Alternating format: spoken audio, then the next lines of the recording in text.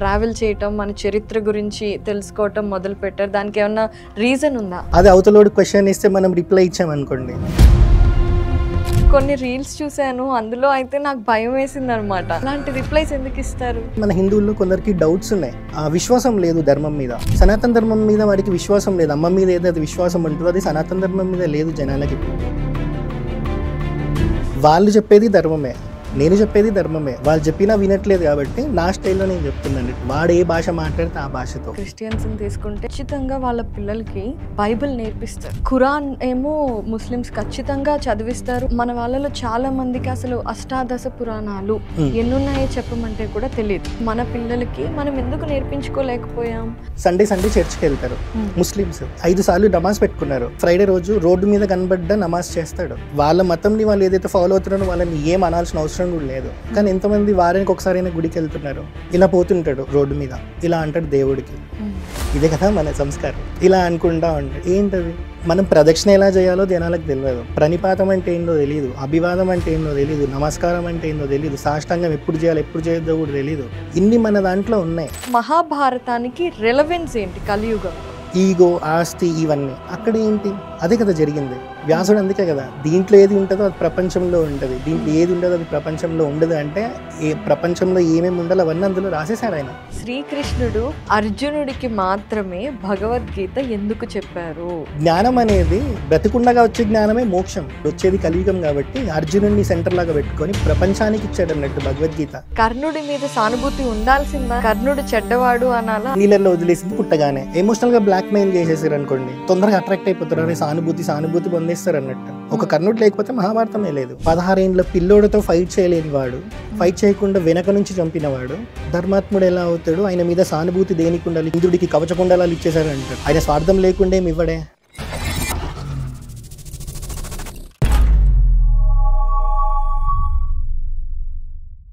అందరికీ నమస్కారం. ఈరోజు మనతో పాటు సనాతన ట్రావెలర్ ప్రమోద్ గారు ఉన్నారు. ఆయన రామాయణం గురించి, మన పురాణాల గురించి, మన చరిత్ర గురించి ఎన్నో ఇంటర్వ్యూల్లో ఎన్నో మనకు తెలియని విషయాలు తెలియచేశారు కదా.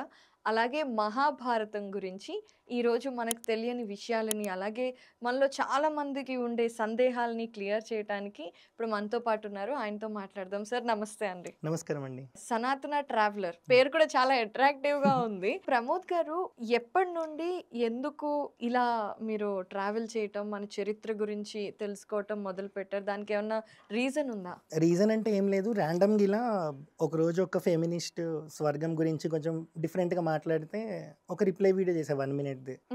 అది 1 lakh రీచ్ వచ్చింది షార్ట్లో 2023లో.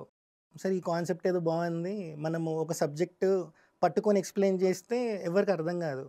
అది అవతలోడు క్వశ్చన్ ఇస్తే మనం రిప్లై ఇచ్చామనుకోండి, సో అందరికి సింపుల్ వేలో రీచ్ అవుతుంది, దట్టు 1 minute చెప్పేయచ్చు అని చెప్పి ఇలా స్టార్ట్ చేశాను అన్నట్టు. సనాతన ట్రావెలర్ ఎందుకు పెట్టుకున్నా అంటే, నేను ట్రావెల్ చేసేది ఓన్లీ టెంపుల్స్కి బైక్ మీద.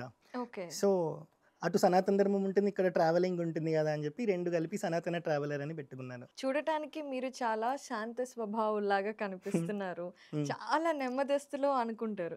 కానీ నేను కొన్ని రీల్స్ చూశాను, అందులో అయితే నాకు భయం వేసింది అనమాట. అలాంటి పదాలు వాడుతున్నారు కదా, అలాంటి రిప్లైస్ ఎందుకు ఇస్తారు?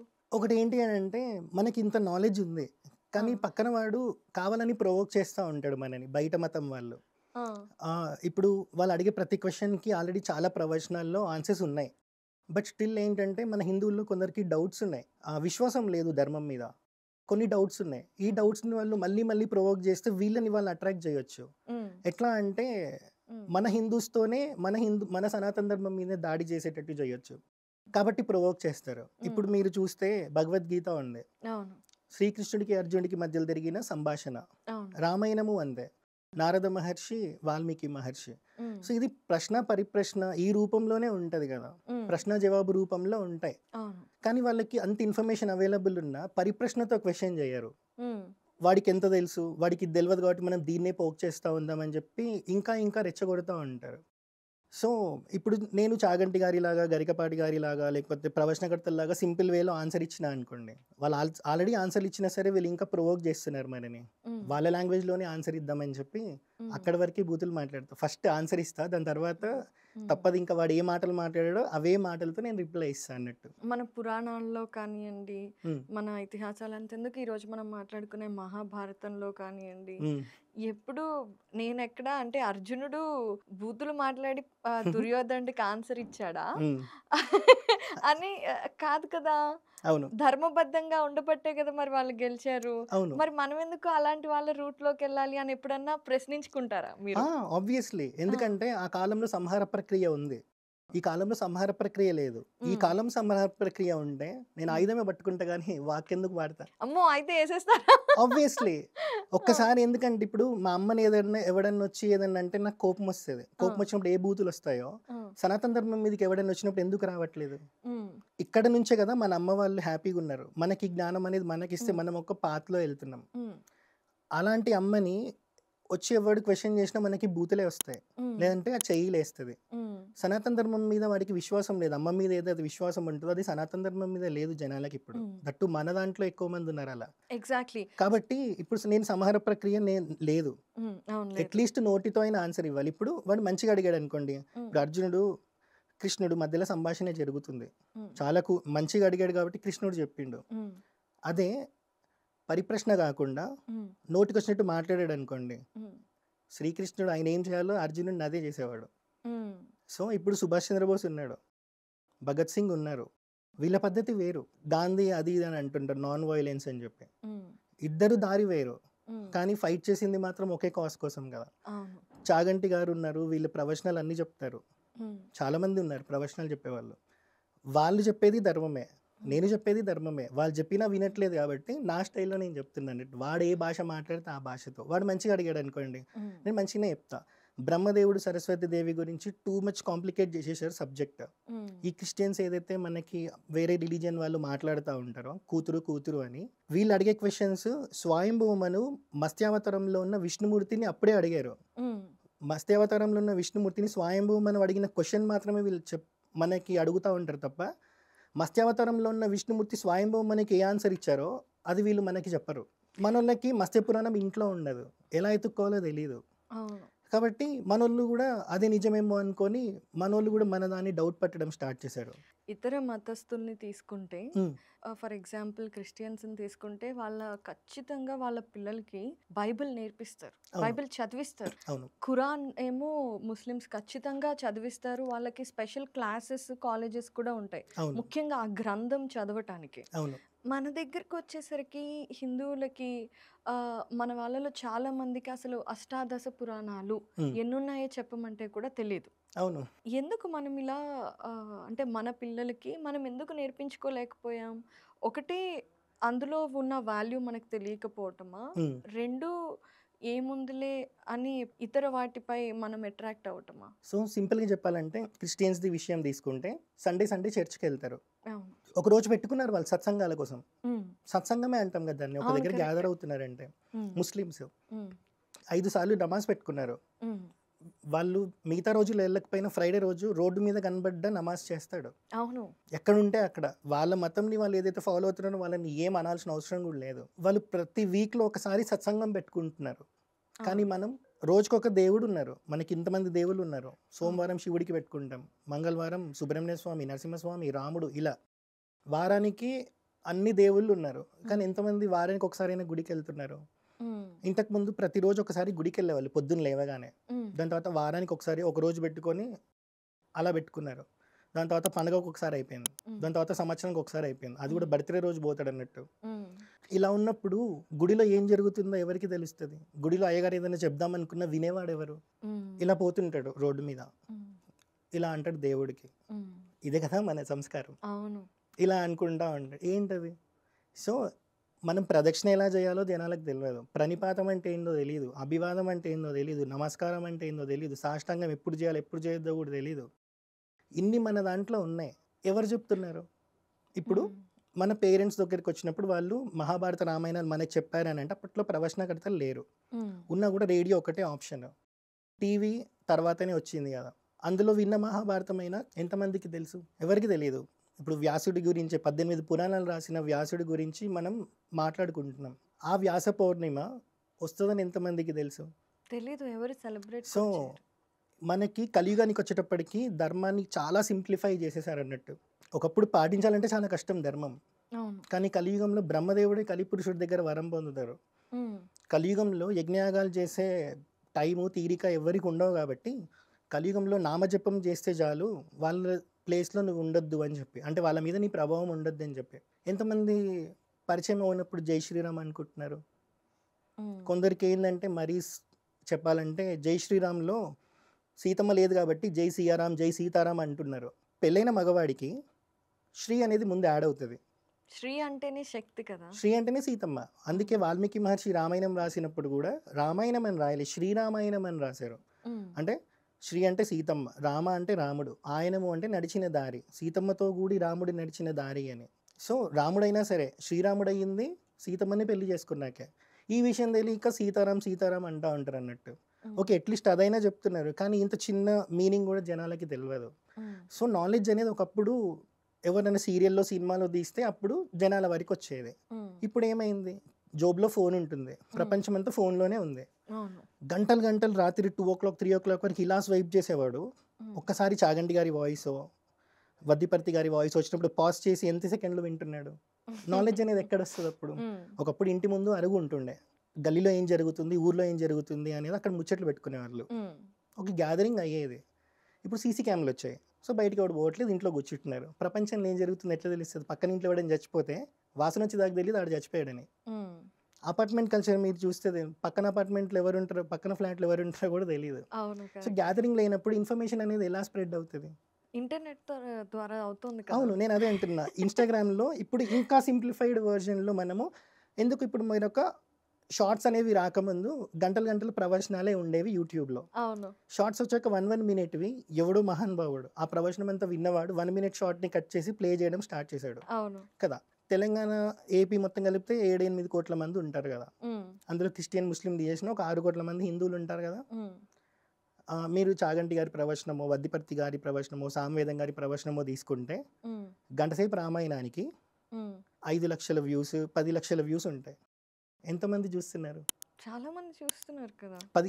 6 కోట్ల మందిలో 6 కోట్ల 10 మందిలో. లక్షల మంది చూస్తున్నారు అని ఆ. అంటే ఇక్కడ విన్నది మళ్ళీ వాడు మర్చిపోతున్నాడు, హ్మ్. లైఫ్ బిజీ అవ్వడం వల్ల. హ్మ్. కంచి పరమాచారి చెప్తారు, హ్మ్. కలియుగంలో 18 సెకండ్లు ఎవరైతే ఒక్క పని మీద కాన్సన్ట్రేట్ చేస్తారో, 18 సెకండ్లు హ్మ్. ఒకే పని మీద తదేకంగా ధ్యాస పెట్టి ఎవరైతే చేస్తారో హ్మ్. వాడు మహానుభావుడు అని. అంటే మీరు ఆలోచించండి, 1 minute షార్ట్ని కూడా 18 సెకండ్లు ఎవరు చూడట్లేదు. ఇది సైంటిఫిక్ రీసెర్చ్లో తేలిందంట. కంచి పరమాచారి ఎప్పుడు చెప్పారు? 40-50 ఏళ్ళ క్రితం చెప్పారు. అవును. సైంటిఫిక్ రీసెర్చ్లో రీసెంట్గా తేలింది, ఒక్కొక్క యూట్యూబ్ షార్ట్ యావరేజ్గా జనాలు చూసేది 18 18 సెకండ్స్ అంట. సెకండ్స్. అంటే 18 సెకండ్లు కూడా వాడు కాన్సన్ట్రేట్ చేయలేకపోతున్నప్పుడు గంట ప్రవచనం ఎలా విని గుర్తుపెట్టుకుంటాడు? గుర్తుపెట్టుకోలేరు ఆబ్వియస్లీ. సో కదా, అప్పుడు ఏం చేయాలని అంటే గ్యాదరింగ్ అనేది ఉండాలి, జరగాలి. ఇప్పుడు మా ఇంటి దగ్గర ఒక గుడి ఉంటుంది, హ్మ్. పెద్ద ప్రొజెక్టర్ ఉంది గుడిలో, రామాయణ ప్రవచనం వేస్తారు కానీ ఎవడు కూర్చోడు గుడికి వచ్చి. అలా ఎందుకంటే ఇంట్లో 7:30 కాగానే ఏదో సీరియల్ వస్తుంది, కార్తీక దీపం, వెళ్ళి సస్పెన్స్ ఏమైందో చూడాలి కదా. అందుకే అలా అయిపోయింది అన్నట్టు. గ్యాదరింగ్ అనేది సత్సంగాలు. ఇప్పుడు నేను చిన్నప్పుడు మా తాత ఎవ్రీ వీక్లో 1 day సత్సంగానికి తీసుకెళ్లేవాళ్ళు. హ్మ్. రోజు పొద్దున్న 3 పనులు చేయాలి. హ్మ్. పొద్దున్నే 6 o'clock లేవాలి, ఫస్ట్ పని హ్మ్. స్నానం చేయాలి, హ్మ్. అంత ఫ్రెష్ అప్ అయిపోయి సెకండ్ పని గుడికి వెళ్ళాలి. హ్మ్. గుడికి వెళ్ళినాక వచ్చి కంపల్సరీ తినాలి, తిన్నాకే స్కూల్కి పోవాలి. ఈ ఫార్మాట్లో ఏది మిస్ అయినా సరే ఇంక ఆ రోజంతా ఏం చేయని ఎడిగా ఓకే. అలా ఉంటుండే. ఇప్పుడు ఎక్కడుంది? ఇప్పుడు చాలా మారిపోయింది. న్యూట్రల్, ఇంత చిన్న చిన్న ఫ్యామిలీస్ అయిపోయాయి, న్యూక్లియర్ ఫ్యామిలీస్ అన్నట్టు. ట్రూ. సో జ్ఞానం అనేది మనం ఎప్పుడైతే స్ప్రెడ్ చేస్తామో అప్పుడు మనం ఆయుధం పట్టుకోవాల్సిన అవసరం ఉండదు. కలియుగంలో మనం యుద్ధం చేయాలి అంటే కావాల్సింది జ్ఞానం, ఆయుధం కాదు. అందుకే ఆదిశంకరాచార్య కూడా జ్ఞానం బోధించడానికి 4 పీఠాలు పెడితే ఆ పీఠాల కింద అకారాలని పెట్టారు ఆయుధాలు ఇచ్చి. హ్మ్. తెలుసు కదా, అకారాలు ఉంటాయి. అవును. ఎందుకు పెట్టారు? ఈ జ్ఞానం ఎప్పుడైతే నశించడం స్టార్ట్ అవుతుంది అంటే లైక్ ఎప్పుడైతే స్ప్రెడ్ అవ్వడం స్టాప్ అయిపోతుందో జనాలకు కూడా నాలెడ్జ్ ఉండదు. ఎవడొచ్చి ఏది క్వశ్చన్ చేసినా మన వాళ్ళు డౌట్లు పడుతూ ఉంటారు. అవును. అప్పుడు కదా వీళ్ళు ఇంకా ఆయుధం పట్టుకొని దిగుతారు.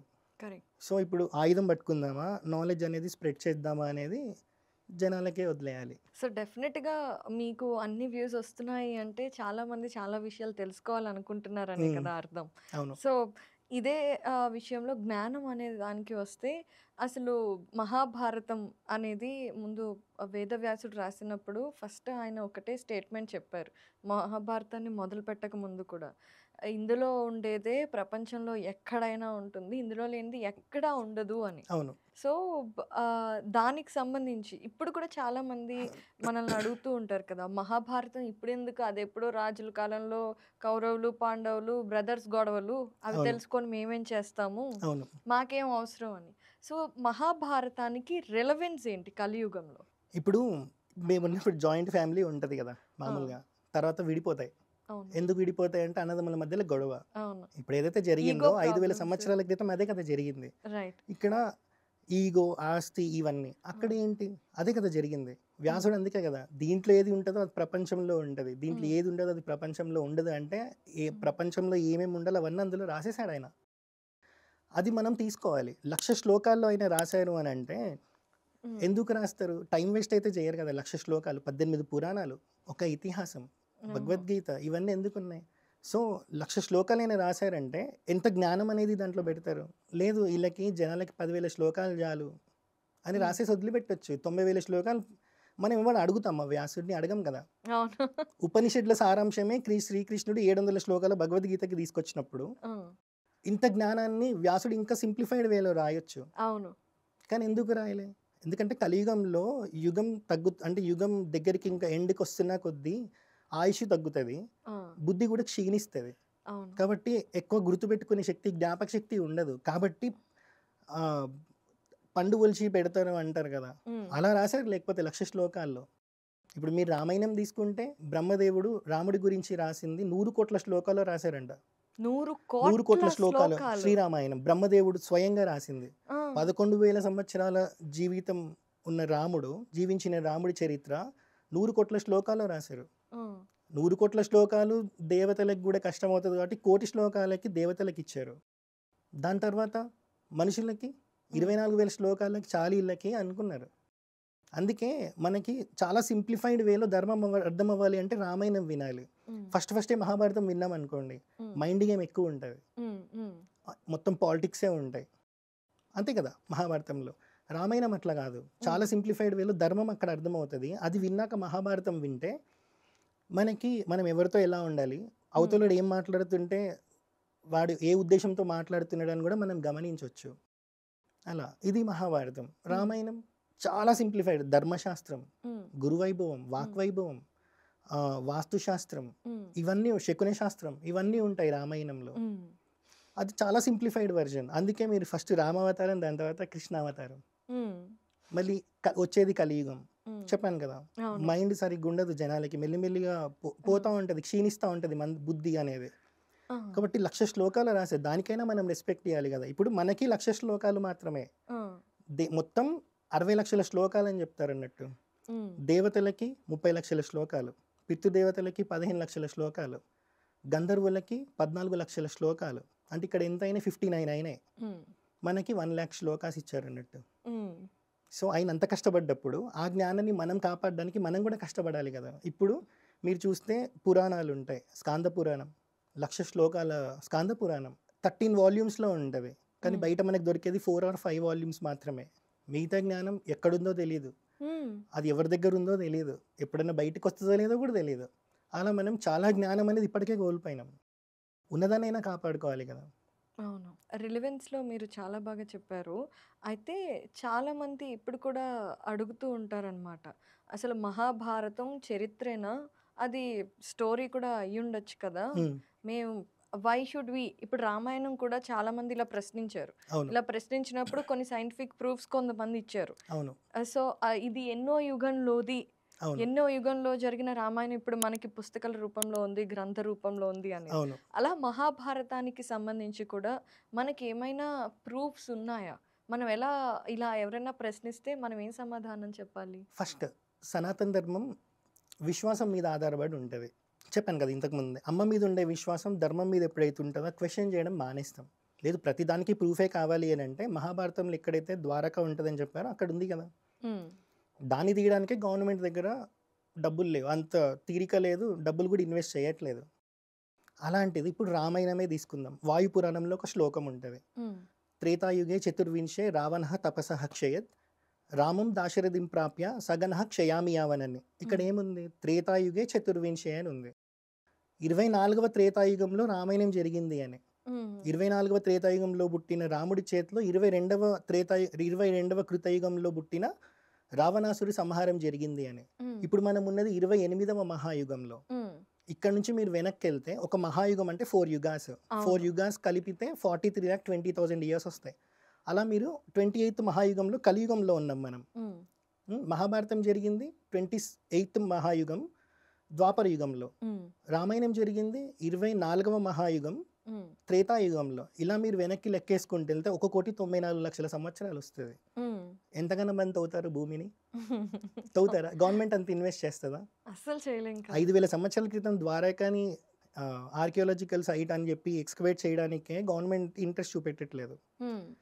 1,94,00,000 సంవత్సరాల క్రితం జరిగిన రామాయణం మీద గవర్నమెంట్కి ఏమైనా ఇంట్రెస్ట్ ఉంటుందా? ఎందుకు అనంటే ఇది హిందువులు ఎక్కువ ఉండే భూమి భారతదేశం మాత్రమే. విశ్వాసం మీద నడుస్తుంది కాబట్టి గవర్నమెంట్ కూడా ఏమనుకుందంటే ఇక్కడ విశ్వసించే వాళ్ళు ఎక్కువ ఉన్నారు కాబట్టి మనం ఇన్వెస్ట్ చేయాల్సిన అవసరం లేదనుకుందేమో. మళ్ళీ ఇంకోటి అట్లా మీరు తీసుకుంటే టెక్టానిక్ ప్లేట్స్ అని కంట్రీస్ అన్ని సపరేట్ అయిపోయాయి. ఒకప్పుడు అతుక్కొని ఉంటుండే టెక్టానిక్ ప్లేట్స్ ఈ డ్రిఫ్టింగ్ వల్ల, కాంటినెంటల్ డ్రిఫ్టింగ్ వల్ల సపరేట్ అయిపోయినాయి, మధ్యలో సముద్రం వచ్చేసింది, ఇట్లా చెప్తారు. అందుకే మీరు చూస్తే రామాయణం గుర్తులు పెరుగులో కూడా ఉంటాయి, మహాభారతంకి కూడా అట్లానే ఉంటాయి. ఇప్పుడు కాళేశ్వరం దగ్గర ఒకటి ఉంటుంది ఊరు, ఆన్ ది వేలో మనం వచ్చేటప్పుడు పాండవుల గుట్ట అంటాం. పాండవులు ప్రతిష్ఠించిన శివలింగాలు ఉంటాయి. లేదు మీరు రామేశ్వరంకి వెళ్ళండి, పాండవులు ప్రతిష్ఠించిన శివలింగాలు ఉంటాయి. ఏ క్షేత్రానికి వెళ్ళినా సరే, శ్రీకాళహస్తి, ఇవన్నీ క్షేత్రాల్లో పాండవులు ప్రతిష్ఠించిన లింగాలు ఉంటాయి. మహానందిలో కూడా ఉన్నాయి. అవును. సో ఇవన్నీ ఆధారాలు ఉన్నాయి కదా. సరే, ఒక స్టోరీ ఎవరు రాశారు అనుకుందాం. ఇప్పుడు దక్షయజ్ఞం అనేది మనకి ద్రాక్షారామంలో జరిగింది.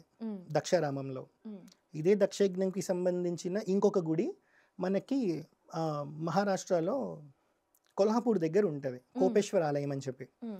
ఇక్కడ స్టోరీ చూడండి, సతీ అమ్మవారు ఇక్కడ అగ్నిలోకి వెళ్ళారు. కోపేశ్వర ఆలయంలో దాని కోపేశ్వర అని ఎందుకు పేరు వచ్చింది? ఇక్కడ ఆగ్రహంగా ఉన్న శివుడిని విష్ణుమూర్తి అక్కడికి తీసుకెళ్లి శాంతింపజేశారంట. అలా మీరు చూస్తే మన ఏ గుడిలో రెండు చరిత్ర కూడా ఒకటి ఉండదు. అవును. మరి రాసిన వాడు ఎంత తెలుసుంటే రాస్తాడు చరిత్ర. ఈ గుడి ఒకటి పెట్టాడు, ఈ గుడి ఒకటి పెట్టాడు అంటే ఇదే చరిత్ర ఇక్కడ కూడా రాయాలి కదా. మరి ఎందుకు రాయలేదు? ఇక్కడ చరిత్ర వేరు, అక్కడ చరిత్ర వేరు.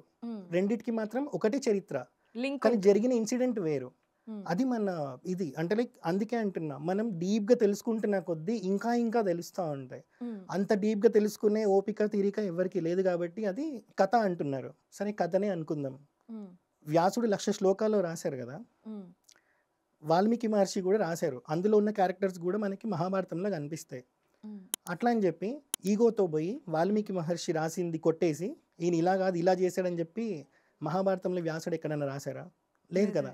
ఆయన అక్కడ ఏదైతే రాశారో రామాయణం ఉంటుంది, అక్కడ ఆయన ఏదైతే రాశారో దానికి లింక్ చేస్తూనే రాశారు తప్ప ఆయన రాసింది తప్పు అని కొట్టేసి ఈయన ఈగోతో ఇంకొకటి రాయలేదు.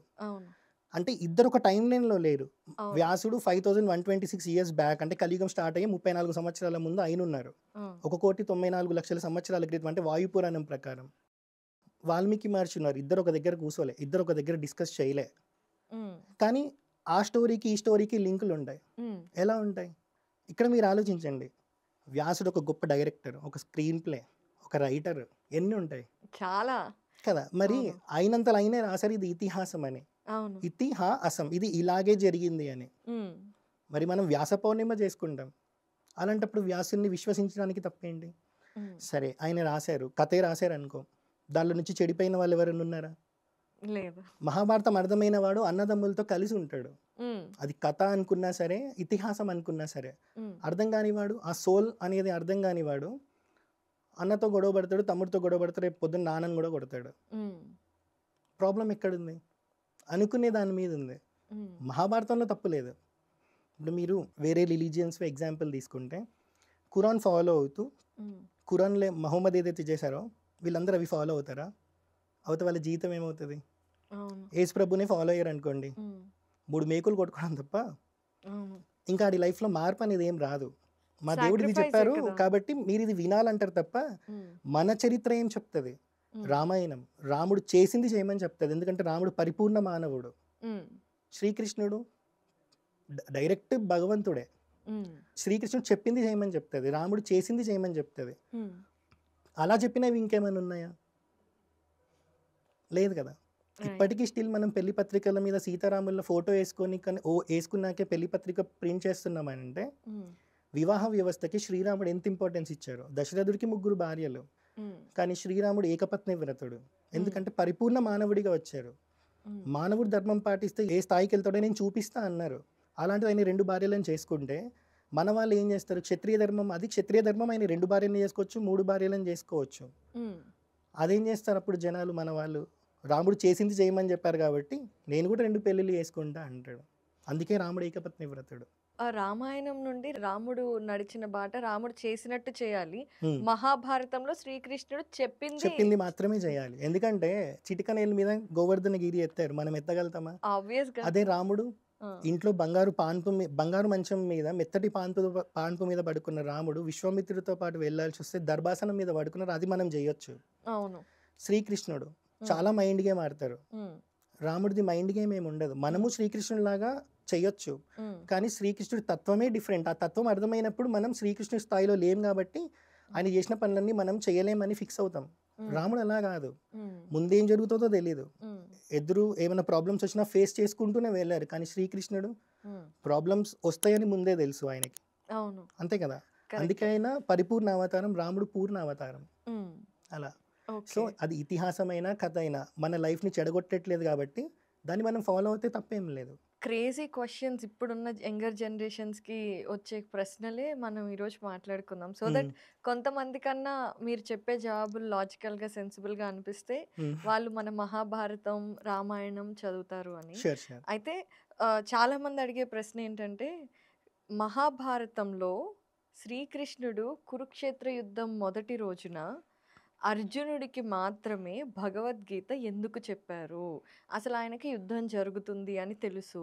అలాంటప్పుడు ముందే ఇవన్నీ జరగక ముందే దుర్యోధనుడిని, ధృతరాష్ట్రుడిని, శకుని, దుష్ట చతుష్టయం కర్ణుడిని, అలాగే పాండవులని వీళ్ళందరినీ కూర్చోపెట్టి భగవద్గీత చెప్పుంటే వీళ్ళు మారే వాళ్ళేమో, కురుక్షేత్రం జరగకుండా అంతమంది చనిపోకుండా ఉండే వాళ్ళేమో ఎందుకు శ్రీకృష్ణుడు పక్షపాతంగా వ్యవహరించాడు అని అడుగుతూ ఉంటారు. ఓకే, ఒకటి ఏంటి అంటే ఇప్పుడు నార్మల్గా మనం రీసెంట్ కొన్ని డేస్ నుంచి బంద్ చేసిరు, కానీ అంతకుముందు ఇంట్లో ఎవరైనా చనిపోయినప్పుడు మాత్రమే భగవద్గీత పెట్టేవాళ్ళు. అవును, చనిపోయినప్పుడు ఖచ్చితంగా భగవద్గీత పెడతారు.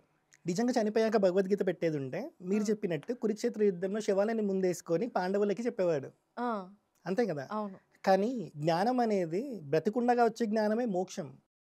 ఆ జ్ఞానం 700 శ్లోకాల్లో మనకి ఇచ్చారు శ్రీకృష్ణుడు. వచ్చేది కలియుగం కాబట్టి అర్జునుడిని సెంటర్ లాగా పెట్టుకొని ప్రపంచానికి ఇచ్చాడు అన్నట్టు భగవద్గీత. ఈ భగవద్గీతలో ఉండే జ్ఞానం ఇప్పటిది కాదు. శ్రీకృష్ణుడు సూర్యుడికి చెప్తే, సూర్యుడు మనువుకి చెప్తే, మనువు ఇక్ష్వాకుకి చెప్తే అలా కంటిన్యూ అయిన జ్ఞానం అది అక్కడ వాళ్ళ వరకే వచ్చింది. కానీ ప్రపంచానికి చెప్పాను కదా, వచ్చింది కలియుగం. బుద్ధి క్షీణిస్తూ ఉంటుంది, ఉపనిషత్తులు చదివే ఓపిక తీరిక ఎవరికి ఉండదు. ఉన్న ఒక్క వేదాన్నే వ్యాసుడు 4గా విభజించారు అన్నట్టు. అవును. అలాంటప్పుడు ఇంత జ్ఞానాన్ని 700 శ్లోకాల్లో మనకిచ్చారు అర్జునుడిని సెంటర్ లాగా పెట్టుకొని. ఎందుకు అని అంటే మిగతా వాళ్ళందరూ యుద్ధానికి రెడీగా ఉన్నారు. వాళ్ళు ఎందుకు యుద్ధం చేస్తున్నారో తెలుసు, ఏం కావాలో తెలుసు, ఏం కోల్పోయినారో తెలుసు, ఇంకా ఏం కోల్పోవద్దో కూడా వాళ్ళకి తెలుసు. కానీ అర్జునుడికి కూడా అవన్నీ తెలుసు. కానీ అక్కడికి వెళ్ళేటప్పటికి అన్నలు కనిపించారు, తాతలు కనిపించారు, ఫ్రెండ్స్ ఇంతమంది కనిపించారు, సంశయంలో పడ్డాడు. క్లారిటీ ఉన్నోడికి మనం జ్ఞానం ఇస్తే ఏం ఉపయోగం? మీ టైం వేస్ట్, నా టైం వేస్ట్, నాకు తెలుసులే అంటావు, అంతే కదా. అంతే అంటావు. అదే సంశయంలో పడ్డవాడికి మనం జ్ఞానం ఇస్తే వాడు దాన్ని ఎలా ఉపయోగించుకోవాలో అలానే ఉపయోగించుకుంటాడు. కాబట్టి ఎప్పుడు జ్ఞానం అవసరం అప్పుడు మాత్రమే మన వాళ్ళు ఇచ్చేవాళ్ళు. ఎవరికి జ్ఞానం ఇవ్వాలో వాడికి మాత్రమే ఇచ్చేవాళ్ళు తప్ప ట్యూషన్స్ లాగా పెట్టేసుకొని డబ్బులు సంపాదించుకోవడానికి ఎవరికి పడితే వాళ్ళకి జ్ఞానం ఇచ్చేవాళ్ళు కాదు కదా. సో అలానే అర్జునుడు సంశయంలో పడ్డాడు. సంశయంలో పడ్డవాడు పరిప్రశ్న చేస్తాడు, ఈగో ఉన్నవాడు క్వశ్చన్ మాత్రమే చేస్తాడు. భగవద్గీతలో శ్లోకం ఉంటుంది, తద్విద్ది ప్రతిపాతైన పరిప్రశ్నైన సేవయ అని. ఇక్కడ పరిప్రశ్న అని ఉంది. ప్రశ్నని మాత్రం వ్యాసుడు రాసి వదిలేయచ్చు, కానీ పరి అని ఎందుకు యాడ్ చేశారు ముందు? భక్తితో క్వశ్చన్ చేయడం పరిప్రశ్న. రామాయణం, వాల్మీకి మహర్షి రాసిన రామాయణంలో మొదటి శ్లోకం కూడా నారద మహర్షి వాల్మీకి ఆశ్రమంలో వచ్చి కూర్చున్నప్పుడు వాల్మీకి మహర్షి అడుగుతారు, పరిప్రశ్న చేస్తారు. అందులో కూడా నారదం పరిప్రపచ్చ అని ఉంటుంది, మీరు చూస్తే ఫస్ట్ శ్లోకంలో. సో ప్రతీది పరిప్రశ్న రూపంలో వచ్చినప్పుడు మాత్రమే జ్ఞానం అనేది మనకి బయటికి వెళ్తది. ఉపనిషత్తులు కూడా ప్రశ్న జవాబు రూపంలోనే వచ్చాయి. రామాయణం అలానే. శుకబ్రహ్మ హ్మ్. భాగవతం చెప్పినప్పుడు హ్మ్. పరిప్రశ్న చేసే శిష్యుడు ఉన్నాడని చెప్పి, ఎందుకంటే ఆయన 7 రోజుల్లో చనిపోతాడు. నేను అవును. మళ్ళీ పుట్టకుండా ఉండాలంటే నాకు ఏ జ్ఞానం అయితే కావాలో ఆ జ్ఞానం ఎవరిస్తారా అని వెయిట్ చేస్తాడు. అవును. 10 నిమిషాలు కూడా ఎక్కడ వెయిట్ చేయని శుకబ్రహ్మ అంటే ఒక దగ్గర 10 నిమిషాలు వెయిట్ చేసి అందరితో రిలేషన్స్ పెరుగుతాయి. రిలేషన్స్ పెరిగితే ఎమోషన్స్ పెరుగుతాయి. ఎమోషన్స్ పెరిగితే మళ్ళీ నేను మోక్ష సాధనకి దూరం అవ్వాల్సి వస్తదని చెప్పి ఆయన ఇక్కడ 10 నిమిషాలు ఉండరు. కరెక్ట్. అలాంటి అతను ఈయన ఆరతి చూసి ఆ! వారం రోజులు పొద్దున రాత్రి అనేది చూడకుండా శ్రీమద్ భాగవతం చెప్పిర్రు. అవును. అలానే ఇక్కడ పరిప్రశ్న చేసే సిచ్యువేషన్‌లో అర్జునుడు ఉన్నాడు. సంశయంలో పడ్డాడు. ఆ! ఇప్పుడు ఇతనికి జ్ఞానం ఇయ్యాలి. ఇతని ద్వారా ప్రపంచానికి జ్ఞానం ఇయ్యాలి కాబట్టి భగవద్గీత అర్జునుడిని ఉద్దేశించి చెప్పిరన్నట్టు. హ్మ్. అర్జునుడికి మాత్రమే కాదు, అందరికీ చెప్పింది అది గీత. అందుకే ప్రపంచవ్యాప్తంగా దాన్ని యాక్సెప్ట్ చేస్తారు. కరెక్టే. కానీ శ్రీకృష్ణుడు చెప్పిన భగవద్గీత అదే దుర్యోధనుడికి, ధృతరాష్ట్రుడికి కూడా చెప్పొచ్చు కదా! అని మన వాళ్ళ చెప్పొచ్చు. ప్రశ్నలుంటాయి కదా! హ్యాపీగా చెప్పొచ్చు. ఆ! అవన్నీ చేశాకే కదా కురుక్షేత్రం వరకొచ్చింది. వాళ్ళు అక్కడే మాట వినుంటే ఆ! కురుక్షేత్రం రాకపోవు రైట్. కదా! ఇంకొకటి ఆ! వీళ్ళెలాంటి వాళ్ళంటే వీళ్ళ నాన్న ఉంటారు కదా ధృతరాష్ట్రుడు. అవును. ఆయనకి 5 నిమిషాలు కళ్ళిచ్చి విశ్వరూప దర్శనమే ఇచ్చిర్రు. చూపిస్తాడు. అవును. ఎందుకిచ్చారు తెలుసా? విదురుడిని ఎవ్రీడే పిలిచి, ఆ! "విదుర నాకేదైనా మంచి మాటలు చెప్పని" ధృతరాష్ట్రుడు అడిగేవాడు ప్రతిరోజు. ఆ! విదురుడు వచ్చేవారు. గలీజ్‌గా యేసుకునేవాళ్ళు. "అరే! నువ్వు ఇది చేస్తున్నావు, అది చేస్తున్నావు తప్పురా. వాళ్ళకేం కావాలో అవి ఇవ్వు" అని ప్రతిరోజు జ్ఞానం ఇచ్చేవాడు అవును. విదురుడు. అవును. ఇదంతా వినేవాడు. హ్మ్. విన్నాక పడుకునే ముందు ఒక మాట మాట్లాడేవాడు. హ్మ్. "నువ్వు చెప్పేదంతా వినడానికి బావుంది. కానీ పాటించడానికి నా మనసు ఒప్పుకోవట్లేదని." సో, ఇవన్నీ అట్‌లీస్ట్ విన్నాడు కాబట్టి, అంటే వాడు పాటించాడా లేదా సెకండరీ. కానీ విన్నాడు కాబట్టి ఆయనకి విశ్వరూప దర్శనం ఇచ్చిర్రు హ్మ్. శ్రీకృష్ణుడు. హ్మ్. అలా వ తండ్రే ఇలా ఉంటే హ్మ్. కొడుకులు ఎలా ఉంటారు? అలానే ఉన్నారు కదా వాళ్ళు. సో, వాళ్ళకి జ్ఞానం లేక కాదు ఉంది. కానీ దుర్యోధనుడు కూడా ఎలా అంటే అన్నీ వింటాడు. హ్మ్. అన్నీ బావున్నాయి అనిపిస్తది. కానీ హ్మ్. పాటించబుద్ధి కాదు. అందుకే వాళ్ళకి జ్ఞానం ఇచ్చినా వేస్ట్. హ్మ్. యుద్ధం కోరుకుంది వాళ్ళు. హ్మ్. సంశయంలో పడ్డది అర్జునుడు. హ్మ్. బాధపడ్డది పాండవులు. హ్మ్. మిగతా నలుగురు కూడా యుద్ధం చేయడానికి రెడీగానే ఉన్నారు. వాళ్ళకొక క్లారిటీ ఉంది. ఈయనకి క్లారిటీ లేదు కాబట్టి ఈయనకి మాత్రమే ఇచ్చిరన్నట్టు. ఓకే. అలా. సో, చాలా చక్కగా సమాధానం చెప్పారు. అసలు విశ్వరూప దర్శనం కూడా చాలా అద్భుతంగా ఉంటుంది. ఆ సిట్యుయేషన్ హ్మ్. మీరు చెప్తుంటే గుర్తొస్తుంది. వీళ్ళు రాయబారానికి వెళ్తారు కదా! ఆ రాయబారానికి వెళ్ళినప్పుడు కూడా అందరూ దుర్యోధనుడిని పిలిచి ఆఖరికి గాంధారి కూడా వచ్చి "నువ్వు వద్దు వాళ్ళకిచ్చేసేయి" అని చెప్తే వీళ్ళేం చేస్తారంటే ఈ దుర్యోధనుడు, కర్ణుడు, దుశ్శాసనుడు బయటకెళ్ళిపోయి కోపంగా ప్లాటింగ్ చేస్తారనమాట. మనం శ్రీకృష్ణుడొచ్చాడు, మన సభలో ఉన్నాడు, హ్మ్. మనం బంధించేసి జైల్లో పెట్టామంటే పాండవుల దెబ్బకి ఫట్టు, ఇంక రాజ్యాలన్నీ మనవే అని. హ్మ్. అది శ్రీకృష్ణుడి చారియటర్ ఉంటారు కదా! ఆహ్, ఆయన వింటాడనమాట. ఆయన విని వెంటనే సభలోకి వెళ్ళి, "మీ కొడుకులెంత నీచులు, ఇలా అనుకుంటున్నారు" అని చెప్తే, అప్పుడు వెంటనే ధృతరాష్ట్రుడు వాళ్ళని పిలుస్తాడు లోపలికి. పిలిచినప్పుడు శ్రీకృష్ణుడు, "నువ్వు అనుకుంటున్నావు నేనొక్కడినే వచ్చాను నన్ను బంధించొచ్చు అని. కానీ నువ్వు అనుకుంటున్న పాండవులు, నువ్వు పూజిస్తున్న దేవుళ్ళు, నీకు తెలిసిన ఋషులు అందరూ నాలోనే ఉన్నారు" అని అప్పుడు విశ్వరూపం చూపిస్తారు. అవును. అద్భుతమైన ఘట్టం. అందుకే కదా! ఇప్పుడు వీళ్ళకి కృష్ణతత్వం తెలీదు. ఆ! అర్జునుడికి కృష్ణుడు ఏంటో తెలుసు. కృష్ణ తత్వం ఏంటో తెలుసు. హ్మ్. కాబట్టి గురు స్వరూపంగా కృష్ణుడు ఉన్నారు. ఎందుకంటే ఈయన భక్తితో ఉన్నాడు. అవును. ఈయన శివుడి భక్తుడు. శివుడి భక్తుడికి మరి గురువెవరు? కృష్ణుడయ్యారు. ఆ! ఎందుకయ్యారు? ఇద్దరి మధ్యలో భేదం లేకపోతేనే కదా అలా అయ్యారు. అవును. సో, 16,000 మంది గోపికని ఏకకాలంలో పెళ్లి చేసుకున్నారు శ్రీకృష్ణుడు. హ్మ్. కదా! హ్మ్. ఆయనని బంధించి లోపల పెడితే వీళ్ళ పరిస్థితి ఏమయ్యేది? ఆ రోజే అయిపోయేది. అవును.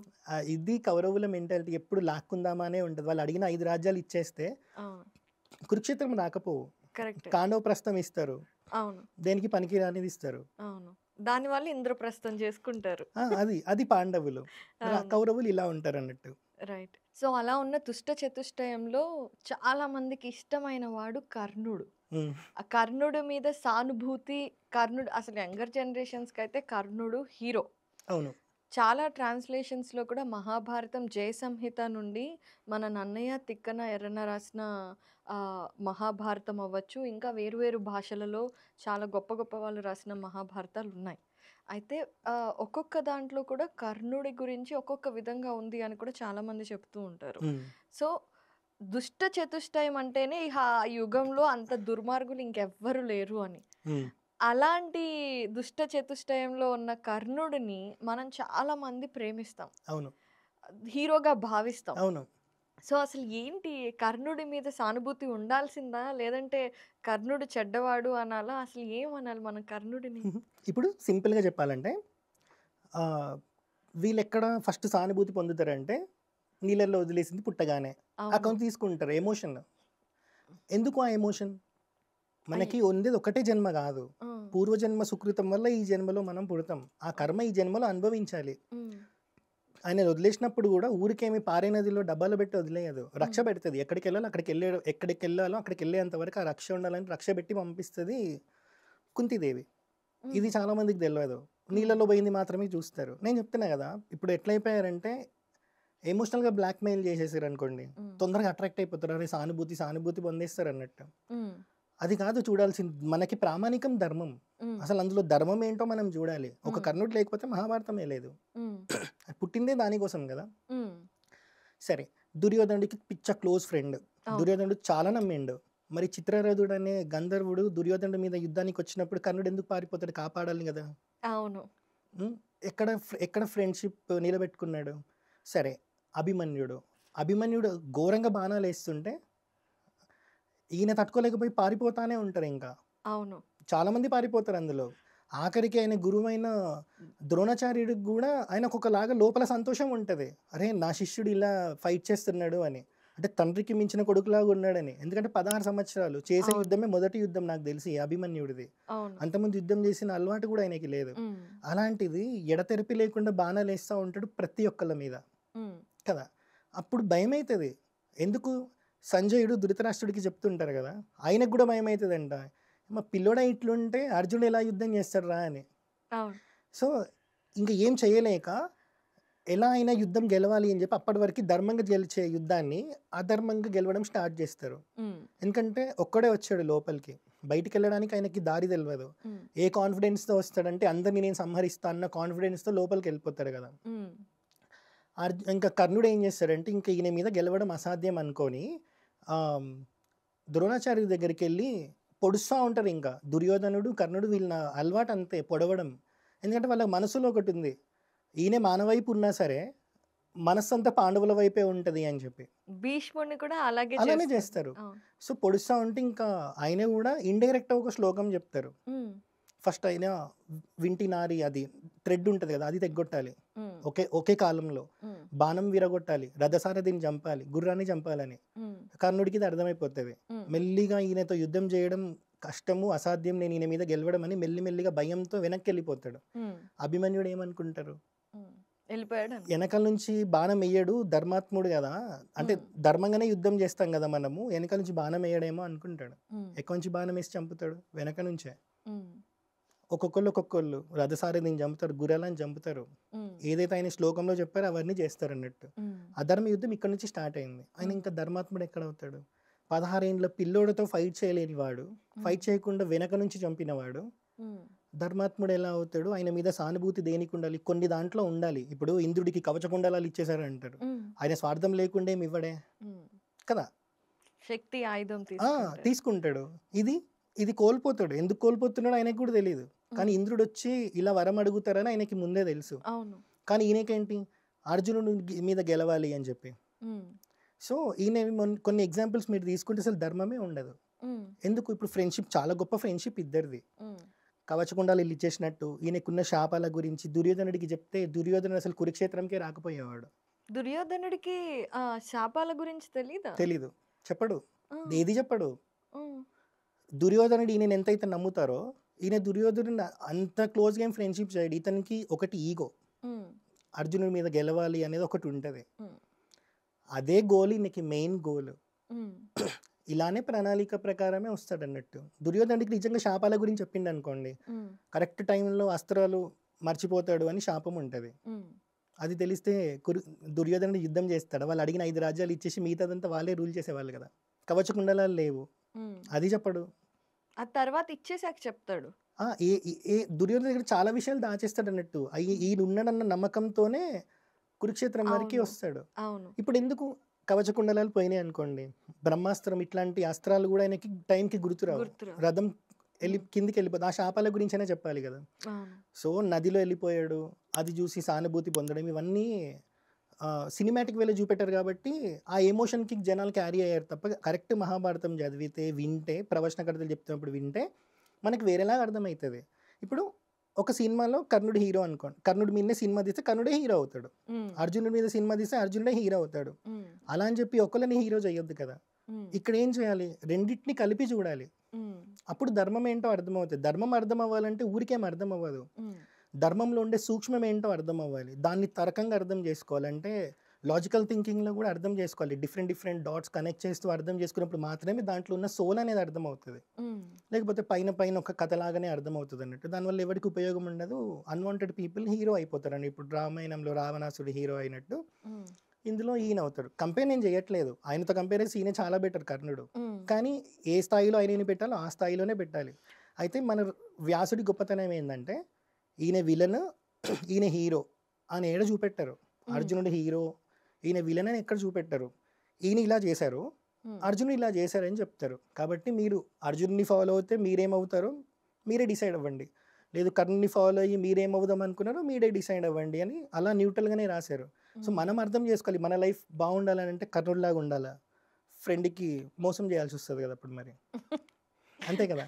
ఈయన యుద్ధంలోంచి పారిపోయినప్పుడు దుర్యోధనుడిని కాపాడడానికి మళ్ళీ వచ్చింది పాండవులే. మరి ఇక్కడ ఎవరు గొప్ప? పాండవులే. సో ఆ సినిమా అప్పుడు ఎన్టీఆర్ గారు తీశారు కదా, దానివల్ల చెప్పాను కదా అప్పట్లో అంత నాలెడ్జ్ లేదు, ఉన్నదాన్ని పట్టుకొని తీసేవాళ్ళు.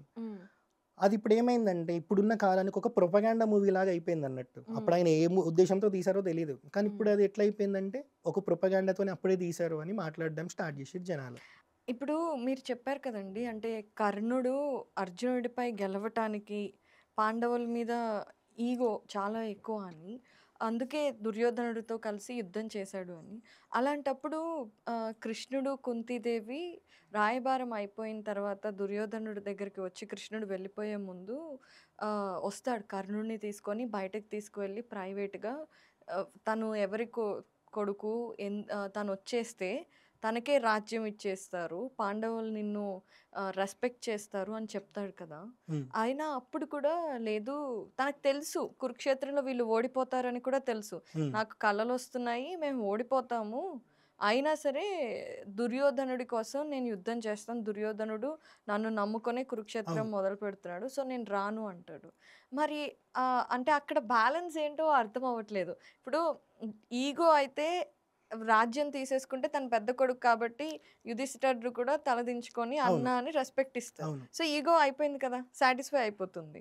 నెక్స్ట్ ఇంకా తనకి ఏముంటుంది అంటే దుర్యోధనుడు తను ఆల్రెడీ పారిపోయాడు చాలాసార్లు యుద్ధంలో దుర్యోధనుడిని వదిలేసి. మరి దుర్యోధనుడికి నమ్మకంగా ఉండాల్సిన అవసరమే ఉంది, చచ్చిపోతామని తెలిసి కూడా. వీళ్ళది ఈగో గేమే ఎక్కువ ఉంటుంది. నిజంగా భక్తితో ఉన్నోడైతే ఇచ్చేది కృష్ణుడు. ఎవరో అర్జునుడు వచ్చి నేను నీతో గెలవలేనన్నా అంటే అది వేరేలా ఉంటుండే. అప్పుడు ప్రపంచం ఏమనుకునేదో ఆలోచించేవాడు. ఆయన మీద నువ్వు గెలవలేవు కాబట్టి అర్జునుడు ఇగానే నువ్వు ఆఫర్ ఒప్పుకున్నావు అనేవాళ్ళు.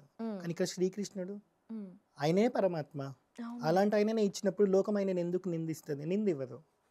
కానీ ఇక్కడ ఏంటంటే గెలవాలి, ఈగోతోనే గెలవాలి. ఈగో గేమే ఎక్కువ. అయితే హ్యాపీగా ఇచ్చినప్పుడు తీసుకుంటే నిజంగా మీరు చెప్పినట్టు ధర్మరాజు అన్న అని చెప్పి ఆ స్థాయిలోనే పెట్టుకునేవాడు. ఎంత బాధపడ్డాడు కురుక్షేత్రం తర్వాత మా అన్న అని తెలిసాక. అవును కదా. ఎందుకు కురుక్షేత్రం అంతా అయిపోయినాక కూడా ధర్మరాజు కౌరవులందరూ చనిపోయినాక వాళ్ళ పెద్దనాన్నని తన ఇంట్లోనే పెట్టుకునేవాడు. పొద్దున్న లేవగానే ఫస్ట్ స్నానం చేసి పెద్దనాన్న కాళ్ళు మొక్కినాకే రోజు స్టార్ట్ చేసేవారు ధర్మరాజు. కర్ణుడికి కూడా ఇంపార్టెన్స్ ఇచ్చేవాళ్ళు కదా. కానీ ఇక్కడ ఏంటంటే చిన్నప్పటి నుంచి చూస్తున్నాడు అర్జునుడిది, అయినది పరాక్రమం మాత్రమే ఎక్కువ ఇదవుతుంది బయట. ఈయన చాలాసార్లు తప్పించుకున్నాడు. ఇప్పుడు బ్రాహ్మణుల రూపంలో అరణ్యవాసంలో ఉన్నప్పుడు ఆ టైంలో కూడా ఈయనేం చేయడు కదా. వాళ్ళు బ్రాహ్మణులు కాబట్టి నేను నా పరాక్రమం చూపెట్టుకోలేదన్నట్టు ఏదో మాట్లాడతాడంట. సో అభిమన్యుడి దగ్గర ఇదే అంటే ఆయనకి ఎప్పుడు ఫేస్ టు ఫేస్ చేసినా కూడా గెలిచేది అర్జునుడే లిటరలీ చెప్పాలని. అంటే విరాట పర్వంలో కూడా వీళ్ళు వస్తారు కదా, ఉత్తర గోగ్రహణం టైంలో కూడా అర్జునుడు ఒక్కడే ఉంటాడు, అందరినీ ఓడించేస్తాడు. కరెక్టే. సో ఈయనది ఏంటంటే ఈయనకు తెలుసు అన్నీ తెలుసు కానీ నేను గెలవాలని అంటే సినిమాలో విలన్లు ఉంటారు కదా ఎలా అయినా నేను గెలవాలి నేను చచ్చిపోయినా పర్వాలేదు, అలాంటిదే గెలవాలి లేదా చచ్చిపోవాలి. ఎందుకు ఇప్పుడు శాపాలు కూడా ఉన్నాయి, ఆయన ఓడిపోతాడని ఆయనకు కూడా తెలుసు. మరి అట్లాంటప్పుడు ఇచ్చేది కృష్ణుడు ఎప్పుడు తీసుకోవచ్చు కదా. కృష్ణుడు ఇచ్చినాక లోకంలో ఎవడు క్వశ్చన్ చేయడు. అవును, సింపుల్. ఒకటేమో ఫ్రెండ్షిప్ అనుకోండి, ఫ్రెండ్షిప్ ఆయనకు గుర్తు ఉంటుంది, ఫ్రెండ్షిప్ అనేది కూడా ఇంపార్టెంట్ తీసుకోవాలి. కానీ ఫ్రెండ్కి చాలాసార్లు హ్యాండ్ ఇస్తాడు కదా. ఇక్కడ ఏంటంటే ఒకటి ఈగో, ఒకటి ఫ్రెండ్ అనే నేను దుర్యోధనుడికి మాట ఇచ్చిన నా మాట మీద నిలబెట్టుకోవడానికి కూడా అయి ఉండొచ్చు. So main ego game play చేసింది అన్నట్టు అంతే, ఓకే, ఇంకేం లేదు అక్కడ. ఓకే. సో ఇందాక మీరు అన్నారు కర్ణుడు నిజంగానే దుర్యోధనుడికి అంత గొప్ప స్నేహితుడైతే పారిపోకుండా ఉంటాడు కదా అని. అవును, అయితే దుర్యోధనుడు రాజసూయ యాగం తర్వాత చాలా జలసీతో వాళ్ళని అంత ప్లాటింగ్ చేసి జూదంలో ఓడించి పంపించేస్తాడు కదా. అవును, వీళ్ళు అరణ్యవాసంలో ఉన్నప్పుడు ఏదైతే గంధర్వుల యుద్ధం జరుగుతుందో అప్పుడు పాండవులు ఇతన్ని కాపాడినప్పుడు దుర్యోధనుడు అంటాడు, వాళ్ళ చేతిలో నేను కాపాడబడ్డాను, ఇంకా నా ప్రాణాలు ఎందుకు, నేను చచ్చిపోతాను అని అంటే అని ఆల్మోస్ట్ ప్రాణత్యాగానికి సిద్ధమైపోతాడు. అప్పుడు ఏంటి రాక్షస గురువు శుక్రాచార్యుడు కనిపించి లేదు లేదు యూ హ్యావ్ టు, నీకు అసలు చాలా బలం ఉంది అది ఇదని మోటివేట్ చేస్తాడు. మళ్ళీ నేను చేస్తా అని వెనక్కి వచ్చేస్తాడు కదా. అప్పుడు యాక్చువల్లీ రాజసూయ యాగం దగ్గర నుండే దుర్యోధనుడికి చాలా ద్వేషము, జెలసీ ఉంటాయన్నమాట, అసూయ అవన్నీ. అందుకని కర్ణుడు ఏం చేస్తాడంటే, చూడు నేను అందరినీ గెలిచి వస్తాను అని చెప్పి ఆల్మోస్ట్ ప్రపంచంలో అందరు రాజులని గెలిచేసి వచ్చేస్తాడు. అప్పుడు నేను రాజసూయ యాగం చేస్తాను అని దుర్యోధనుడు ఋషులందరినీ పిలిస్తే యుధిష్ఠరుడు మీ నాన్న బ్రతికొండగా నువ్వు చేయకూడదు అని అంటారు. అప్పుడు వైష్ణవ యాగం చేస్తాడనమాట. కర్ణుడు నిజంగా ఫ్రెండ్షిప్లో ఎంతో స్ట్రాంగ్ కాకపోతే దుర్యోధనుడితో అన్ని రాజ్యాలు ఎందుకు గెలుస్తాడు, కేవలం నీ కోసమే అని చెప్పి గెలిచిన రాజ్యాలన్నీ దుర్యోధనుడికి ఎందుకు ఇస్తాడు. ఇక్కడ అర్జునుడు ఉన్నాడు కదా ఓడించడానికి, ఎప్పుడైనా అర్జునుడి చావు చూడాలని ఒకటి ఉంది కదా. సో ఆయన కోసం ఏదైనా చేస్తాడు, కానీ ఈయన పని ఈయనకి ఇంపార్టెంట్. లేకపోతే ఇంత కష్టపడ్డాడు దుర్యోధను ఎందుకు కాపాడలేదు, పాండవులు ఎందుకు కాపాడాల్సి వచ్చింది, చిన్న లాజికే కదా. అక్కడ కాపాడి ఉంటే ఇదంతా చేయాల్సిన అవసరమే రాకపోయేది. సో ఈయనకి ఏంటంటే దుర్యోధనుడు స్నేహం లేకపోతే కురుక్షేత్రం జరగదు, ఓకే అంతే కదా. సో అది జరిగినప్పుడు మాత్రమే నేను అర్జునుడిని ఏమైనా చేయగలుగుతా అనేది ఇది ఒకటి ఉంటుంది. అది ఈయనకి ఎట్లా కురుక్షేత్రం చేయాలనే ఉంది. ఈయన స్నేహం చూసుకొని నేను బాగా నమ్మిన దుర్యోధనుడు కూడా దాని వైపే నడుచుకుంటూ వచ్చారు అన్నట్టు, లిటరలీ చావునెత్తుకుంటే వచ్చినట్టు. ఇది కూడా మనం నేర్చుకోవచ్చు. మనం అవతల మన ఫ్రెండ్ మనతో ఏం బిహేవ్ చేస్తున్నాడు, ఎలా బిహేవ్ చేస్తున్నాడు, వాడిని ఎంతవరకు ట్రస్ట్ చేయాలి, ట్రస్ట్ చేయొద్దు అనేది. అలా లేకపోతే అప్పుడు ఎదురొచ్చి నించున్నాడు అనుకోండి దుర్యోధనుడికి, ఆ రోజు వేరేలాగా ఉండవు కదా. కానీ ఆ రోజు చేయకుండా పారిపోయిన వాడు ఇప్పుడు వచ్చి అన్ని గెలిచిన ఎవరికి ఉపయోగం.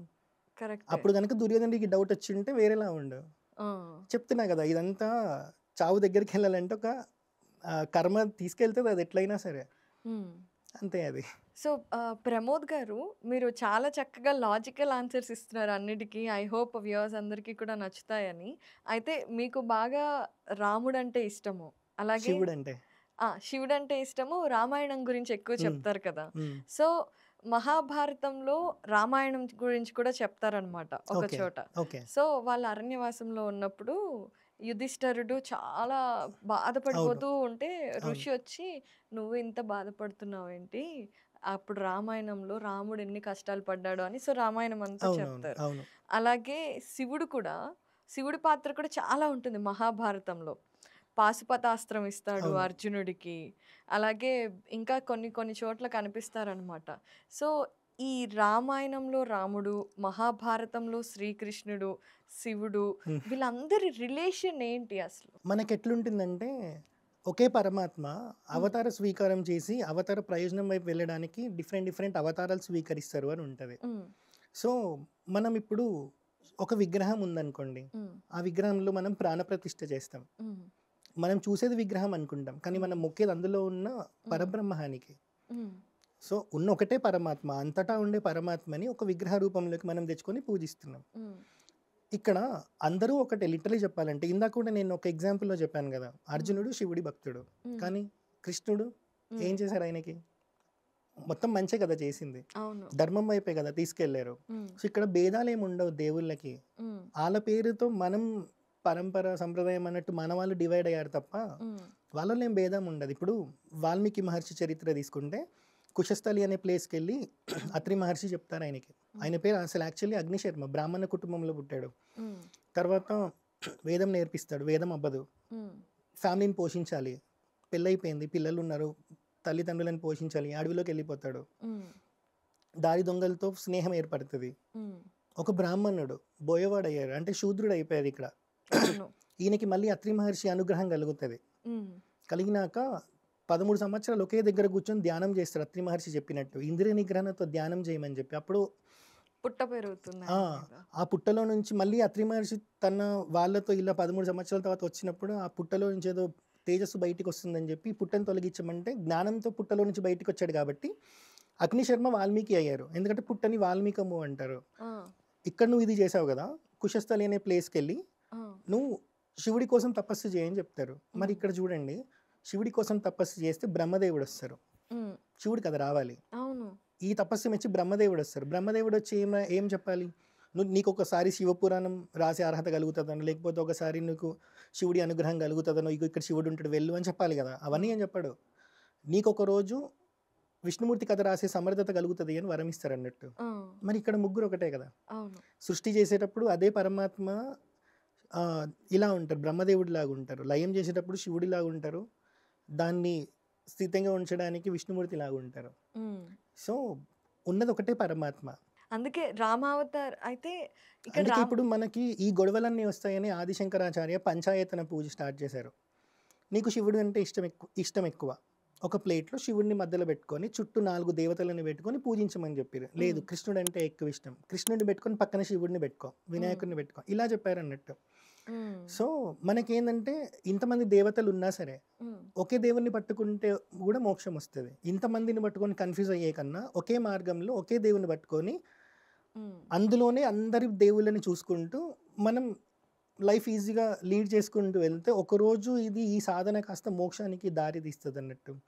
So, okay. ఇక్కడ కృష్ణుడే శివుడనుకోండి. ఎందుకంటే, ఇదే మహాభారతంలో ఉంటుందంట. శివరాత్రి వచ్చిందని చెప్పి, కృష్ణుడు, అర్జునుడు ఒక దగ్గర మాట్లాడుకుంటా ఉంటే, ఆ రోజు శివరాత్రి అని చెప్పి, నేను శివలింగానికి పాలు పోసొస్తా బావ అంటే, అభిషేకం చేసేస్తా బావ అని చెప్తారంట. ఆ! అవన్నీ ఎక్కడో ఉన్నాడు ఎందుకు శివుడు ఎక్కడో ఉంటావని ఎందుకు అనుకుంటావు? ఇక్కడే ఉన్నాడని చెప్పి, కృష్ణుడు తన పంచ పైకి లేపి, ఇది చూపిస్తారంట. ఆ! ఇది ఆయనకి శివలింగంలాగా దర్శనమిస్తదంట. ఓహ్! ఓకే. ఇది మహాభారతంలోనే ఉంటుంది. మరి ఎలా దర్శనం ఇచ్చింది ఇక్కడ కృష్ణుడికి? హ్మ్. మోకాళ్ళ మీద చూపెట్టడాన్ని దీన్ని తక్కువ చేసి చూపెట్టడం కాదు. హ్మ్. ఆ తత్వము ఏదైతే పరమశివుడిని ఈయన చూడాలనుకుంటున్నాడో ఎక్కడో ఎందుకుంది? అంతటా ఆయన్నే ఉన్నాడు. ఇక్కడ గూడా ఉన్నాడు అని ఇక్కడ చూపెట్టారు. మరి హ్మ్. ఇక్కడే అభిషేకం చేశారాయన. ఇలా రైట్. గూడా చెప్తారు. సో, వాళ్ళకేం భేదాలుండవు. ఇప్పుడు పార్వతీదేవి అడుగుతారు. కేనోపాయేన లగున విష్ణోర్నామ సహస్రకం పఠ్యతే పండితైర్నిత్యం శ్రోతుమిచ్చామ్యహం ప్రభో అని విష్ణు సహస్రనామంలో. హ్మ్. ఇంత సహస్రనామం చెప్పలేని జనాలు, వేద పండితులు, జ్ఞానులైనప్పుడు మాత్రమే ఆ విష్ణు సహస్రనామం చెప్పగలుగుతారు. చదువుకోని వాళ్ళు ఈజీ వేలో రామనామం చెప్పే పద్ధతి ఏమైనా ఉందా స్వామి అంటే, విష్ణు సహస్రనామం మొత్తం చెప్పే ఏదన్నా సులభమైన మార్గం ఉందా అంటే, శివుడు చెప్తారు. హ్మ్. శ్రీ రామ రామ రామేతి రమే రామే మనోరమే సహస్రనామ తత్తుల్యం రామనామ వరాననే అని. హ్మ్. ఈ మంత్రంలో మీరు తీసుకుంటే రామ రామ రామ అని 3 సార్లు వస్తది. హ్మ్. రా అంటే 5, మా అంటే 2 సంస్కృతంలో నంబర్స్‌లా క్యాలిక్యులేట్ చేస్తే. హ్మ్. 5 ఇంటూ 2 10, హ్మ్. 10 ఇంటూ 5 50, హ్మ్. 50 ఇంటూ 2 100, హ్మ్. 100 ఇంటూ 5 500, 500 ఇంటూ 2 1000 హ్మ్. సహస్రనామం అయిపోయింది కదా! అవును. సో, విష్ణు సహస్రనామం చెప్పాలంటే అర్ధగంట కావాలి. రైట్. సుబ్బలక్ష్మి గారు పాడితేనే 28 నిమిషాలొచ్చింది. అవును. అలాంటిది మనం పాడితే గంట పడతది. అవును. అలాంటిది ఆ టైం గూడా లేనప్పుడు ఆ! రామ రామ రామ అనైనా మినిమమ్ 3 సార్లు అనుకోమని చెప్పారు. ఏది హ్మ్. ఈ మంత్రం చెప్పలేకపోయిన వాళ్ళని. హ్మ్. సో, అన్నీ ఆయనే. రైట్. అయితే రామావతారమేమో 24వ మహాయుగం కదా! మనకి మహాభారతం జరిగిందంతా శ్రీకృష్ణ రూపమేమో మనకి 28వ అవును. మహాయుగం. మరి 25, 26, 27 ఈ మధ్యలో ఉన్న మహాయుగాల్లో కూడా కృతయుగం, త్రేతాయుగం, ద్వాపర యుగం, కలియుగం అన్నీ వచ్చాయి కదా! అవును. మరప్పుడు రామతత్వం, శ్రీకృష్ణ అవతారం ఇవేమీ లేవంటారా? ఇవేమీ లేకుండా అసలు ఆ యుగాలు ఎలా నడిచాయి? అంటే ధర్మమే నడిచిందా? అందుకే దేవుడు పుట్టలేదా? లేదంటే అధర్మంలో మునిగిపోయి నాశనం అయిపోయిందా? అసలు ఏం జరిగింది? 24వ మహాయుగంలో రామాయణం జరిగింది. హ్మ్. 28వ మహాయుగం ద్వాపర యుగంలో కృష్ణావతారం. కృష్ణావతారం వచ్చింది. మన ఆ! పురాణాల టైమ్ లైన్ తీసుకుంటే. అవును. ప్రతి మహాయుగానికి ఒక వ్యాసుడు ఉంటారు. హ్మ్. 28 ఇప్పుడొచ్చిన ఆయన 28వ వ్యాసుడు. హ్మ్. శ్రీకృష్ణ ద్వైపాయనుడు. అవును. 27వ మహాయుగంలో కూడా ఉంటారు. ఆ! వ్యాసుడు అంటే ఒక మనిషి కాదు, ఒక పీఠం. ఆ! సో, ఆయన ఏం చేస్తారంటే యుగ కాలమానాన్ని బట్టి వేద జ్ఞానాన్ని విభజిస్తారన్నట్టు. హ్మ్. సో, అప్పుడు 24లో రామాయణం జరిగింది. 25, 26, 27 హ్మ్. శ్రీకృష్ణుడు అవతారం వచ్చేంత వరకు కూడా మనకి రామాయణమే ప్రామాణికంగా ఉండే కదా! హుహు. సో, ఇప్పుడు ఆ యుగంలో అదే పాటించేవాళ్ళు. ఎందుకంటే వాళ్ళకి అక్కడి వరకే జ్ఞానం ఉంది. ఇప్పుడు శ్రీకృష్ణుడు వచ్చింది 28వ మహాయుగంలో, ద్వాపర యుగంలో. హ్మ్. కాబట్టి ఇప్పుడు మనకి మహాభారతం కూడా వచ్చింది. హ్మ్. అప్పటి వరకు ఏముంటుంది, ప్రతి మహాయుగంలో ఒక వ్యాసుడు ఉంటారు. హ్మ్. ఆయన కూడా జ్ఞానాన్ని విభజించారు. వచ్చే కలియుగానికి ఎలా కావాలి, ద్వాపర యుగంలో ఎలా కావాలి అనేది. హ్మ్. అలా అప్పుడు జ్ఞానం లేదని కాదు, అప్పుడు జ్ఞానం ఉంది. హ్మ్. కానీ కృష్ణావతారం రాలా. కృష్ణావతారం రాముడి కంటే ముందే ఉంది. గోలోకంలో పరశురాముడికి దర్శనం అవుతది. ఆ! నాకు తెలీదు. ఒకసారి కృష్ణుడిది చెప్తారా? గోలోకం దర్శనం. ఓ ఆ! తెలీదా? ఆహా! ఈయనకి పరమశివుడికి తపస్సు చేస్తాడు పరశురాముడు హ్మ్. హిమాలయాస్‌లో. హ్మ్. ఒక వ్యాధుడి రూపంలో వస్తాడంటే నిషాదుడి రూపంలో వస్తారన్నట్టు, ఆ! బోయవాడిలాగా. ఆ! అరుస్తా ఉంటే, "ఎందుకంతగనం అరుస్తావు? నీకు తపస్సు చేయాలంటే వచ్చి నా పక్కన కూర్చో" అని. ఆ! అప్పుడు విష్ణుమూర్తి మధ్యలో ఈయనకి జరిగిన ఒక సంభాషణ వల్ల పరమశివుడు ఏం చేస్తారంటే ఈయనకి అనుగ్రహం ఇస్తారు పరశువు. హ్మ్. ఆ పరశువు పట్టుకొని తిరుగుతుంటారు పరశురాముడు. హ్మ్. సో, పరశువు అంటే? ఈ గొడ్డలి గొడ్డలి. ఓకే. ఇలా వచ్చి ఒక దగ్గర నించున్నప్పుడు ఒక 2 జింకలు ఒక కొలను దగ్గర వాటర్ తాగుతూ మాట్లాడుకుంటా ఉంటాయి ఆ! ఈయన గురించి. పక్కనున్నవారు ఎవరో తెలుసా? పరశురాముడని. ఆయనకి తన మనస్సులో ఎప్పటినుంచో కృష్ణ దర్శనం చేసుకోవాలని ఉంది అని ఇవి మాట్లాడుకుంటా ఉంటాయి. ఆ! జింకలు మాట్లాడుకోవడం ఏంది అని చెప్పి అసలు మీరెవరు అని అడిగితే వాళ్ళ పూర్వజన్మ వృత్తాంతం చెప్తది. ఆ! ఇది ఇప్పుడు ఈ జన్మ ఆయన సుశర్మ అనుకుంటా, పోయిన జన్మలో ఆ! ఈ జింక ఆ! బ్రాహ్మణుడు. చేతిలో దర్భలు పట్టుకొని ఇంటికెళ్తుంటే ఒక పులి అనుకుంటా, పులియో సింహమో జింకని హ్మ్. వేటాడడం చూస్తాడు. హ్మ్. భయం కలుగుతది కదా! ఆ భయంలో ఈ జింక చెప్పాను కదా! ఎమోషన్‌గా జనాలు తొందరగా కనెక్ట్ అవుతారని. హ్మ్. సో, ఆ జింక ఉండిపోతది మనస్సులో. చేతిలో దర్భ ఉంది. హ్మ్. చనిపోయే చివరి ఊపిరిలో జింక ఆయన మనస్సులో ఉంది కాబట్టి వచ్చే జన్మ జింకలాగా పుడతాడు. చేతిలో దర్భ ఉంది కాబట్టి పోయిన జన్మ స్మృతులన్నీ కొన్ని గుర్తుంటాయి. ఎవరేం ఓకే. మాట్లాడుకున్నారో అవి వినిపిస్తాయి అవునవును. ఆయనకి. ఈ బ్రాహ్మణుడి కథ నాకు రీసెంట్‌గా మా అమ్మ చెప్పారు. ఓకే. ఆయనేంటంటే ఆయన ఒంటరిగా జీవించేవాడు. హ్మ్. ఎవ్వరు ఉండేవాళ్ళు కాదు. అడవిలో ఎప్పుడో వెళ్తున్నప్పుడు హ్మ్. ఒక చిన్న అప్పుడే పుట్టిన జింక ఆ! వాళ్ళ అమ్మని ఏదో హ్మ్. చంపేస్తది. అందుకని అయ్యో పాపం అని జాలిపడి పెంచుకుంటాడు. ఎంత ప్రేమిస్తాడంటే అదే ఆయన జీవితం అది అయిపోతుంది. భరతుడు. జడభరతుడు. ఆ! ఇది సుశర్మ. ఓకే. ఆయన వేరు. జడభరతుడు వేరు. అందుకే ఆయన చచ్చిపోయే ముందు కూడా ఆ జింక జింక అయ్యో మనస్సులో ఉంటది. ఉండిపోతుందని నెక్స్ట్ జన్మ జింకలా హ్మ్. పుడతాడు కదా! అది జడభరతుడు. ఓకే. ఆ ఓకే. భరతుడు రాజు. మనకి భారతదేశం అని పేరొచ్చింది ఆ భరతుడి పేరు మీదనే. ఆయనకేనా ఇంత ఆ! ప్రేమ జింక అంటే? ఓకే. ఇది వేరే. ఇది వేరే. ఓకే. ఓకే. Tell me. అంటే 2 కథలు శ్రీమద్ భాగవతంలోనే ఉంటాయి. పరశురాముడి చరిత్ర శ్రీమద్ భాగవతంలోనే ఉంటుంది. మీకు భరతుడిది కూడా జడభరతుడి కథ కూడా శ్రీమద్ ఓకే. భాగవతంలోనే ఉంటుంది. ఆ! అయితే ఇక్కడ ఈ 2 జింకలు మాట్లాడుకుంటున్నప్పుడు ఈయన అడుగుతారు కదా! చెప్తాయి. ఆ! అప్పుడు అగస్త్యాశ్రమానికెళ్తే నీకక్కడ అగస్త్య మహర్షి ఉపదేశం వల్ల నీకు శ్రీకృష్ణ దర్శనం అవుతది అని చెప్పి హ్మ్. ఎళ్తారు. హ్మ్. అక్కడ గోలోకంలో కృష్ణుడి దర్శనం అయినప్పుడు కృష్ణుడు చెప్తారు. హ్మ్. ఈయన లోపల ఆల్రెడీ శివుడు ఆవేశించే ఉంటారు. హ్మ్. శివుడి ఆవేశం ఉంటది బాడీలో. హ్మ్. తర్వాత విష్ణుమూర్తి, విష్ణు చాపం ఏదైతే పరశురాముడు రాముడు కనిపించినప్పుడు ఇచ్చేస్తారో హ్మ్. అది కృష్ణుడిస్తారన్నట్టు. హ్మ్. కృష్ణుడిచ్చినప్పుడు చెప్తారు. నేను నీలో ఆవేశిస్తున్నా ఇప్పటినుంచి. హ్మ్. ఎప్పుడైతే నేనే రాముడిగా వచ్చానని నీకు అర్థమైందో, ఈ విష్ణు చాపం రాముడికిచ్చినాక నువ్వు శాంతంగా ఉంటావు ఇంకా హ్మ్. అని. ఓకే. అక్కడ గోలోకంలో కృష్ణుడి దర్శనం అవుతదన్నట్టు పరశురాముడికి. హ్మ్. శ్రీకృష్ణుడు ఎప్పటినుంచో ఉన్నారు. సో, శ్రీకృష్ణుడికి శ్రీకృష్ణుడంటే ఆయనకి గోవులంటే చాలా హ్మ్. ఇష్టం. అండ్ ఆయనది ప్రేమతత్వం అని అంటా ఉంటారు. సో, 14 లోకాల్లో కూడా ఒక లోకం ఉంది. శ్రీకృష్ణ లోకం.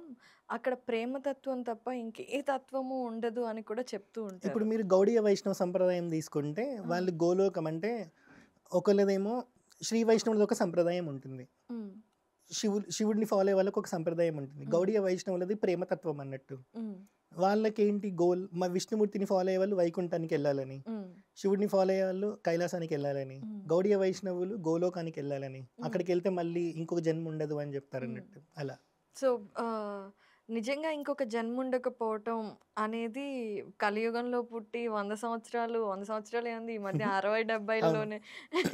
సో మనకి సాధ్యం అంటారా ఇంకొక జన్మ అనేదా? మోక్షం అనేది? ఆబ్వియస్లీ ఈ రమణ ఒక్క మహర్షి జన్మతో ఎలా? ఒక జన్మతో రాదు మోక్షం. వాళ్ళందరూ కారణ ఆ. జన్ములు కదండి. ఇప్పుడు మీరు రమణ మహర్షికి చూస్తే ఆయనకి ఇక్కడ సర్కోమా వచ్చినట్టు, అవును. ఆపరేషన్ జరిగినట్టు ఇవన్నీ కనిపిస్తాయి. ఉమ్. ఎందుకు కనిపిస్తాయి? ఏదో ఒక ఉంటుంది కదా, పాప కర్మ వాళ్ళు ఫలితాన్ని. ఎన్లైటెన్ బీయింగ్ అయినా సరే పూర్వజన్మది ఏదో ఒకటి ఉంటుంది. అవును. సో ఇప్పుడు మనము ఆ, సినిమాలు మీరు తీసుకున్నారనుకోండి, ఒక అన్నమయ్య సినిమా ఎగ్జాంపుల్ తీసుకోండి, మంజునాథ, ఉమ్, భక్త సిరియాల, ఈ సినిమాలు మీరు తీసుకుంటే ఉమ్, భక్తులకి ఎక్కువ కష్టాలు ఉమ్, అవును. కదా, కొడుకు చచ్చిపోతాడు ప్రతి వృత్తాంతంలో కూడా. ముందు ఎమోషనల్ బాండేజ్ కట్ చేస్తారు కట్ అనుకుంటా. చేస్తారు. ఎందుకు అని అంటే ఈ జన్మ ఇక్కడికి వచ్చింది, వీడు భక్తి మార్గంలో ఉన్నాడంటే వీడికి ఇంకొక జన్మ ఇయ్యొద్దని దేవుడు ఫిక్స్ అయిపోతాడు.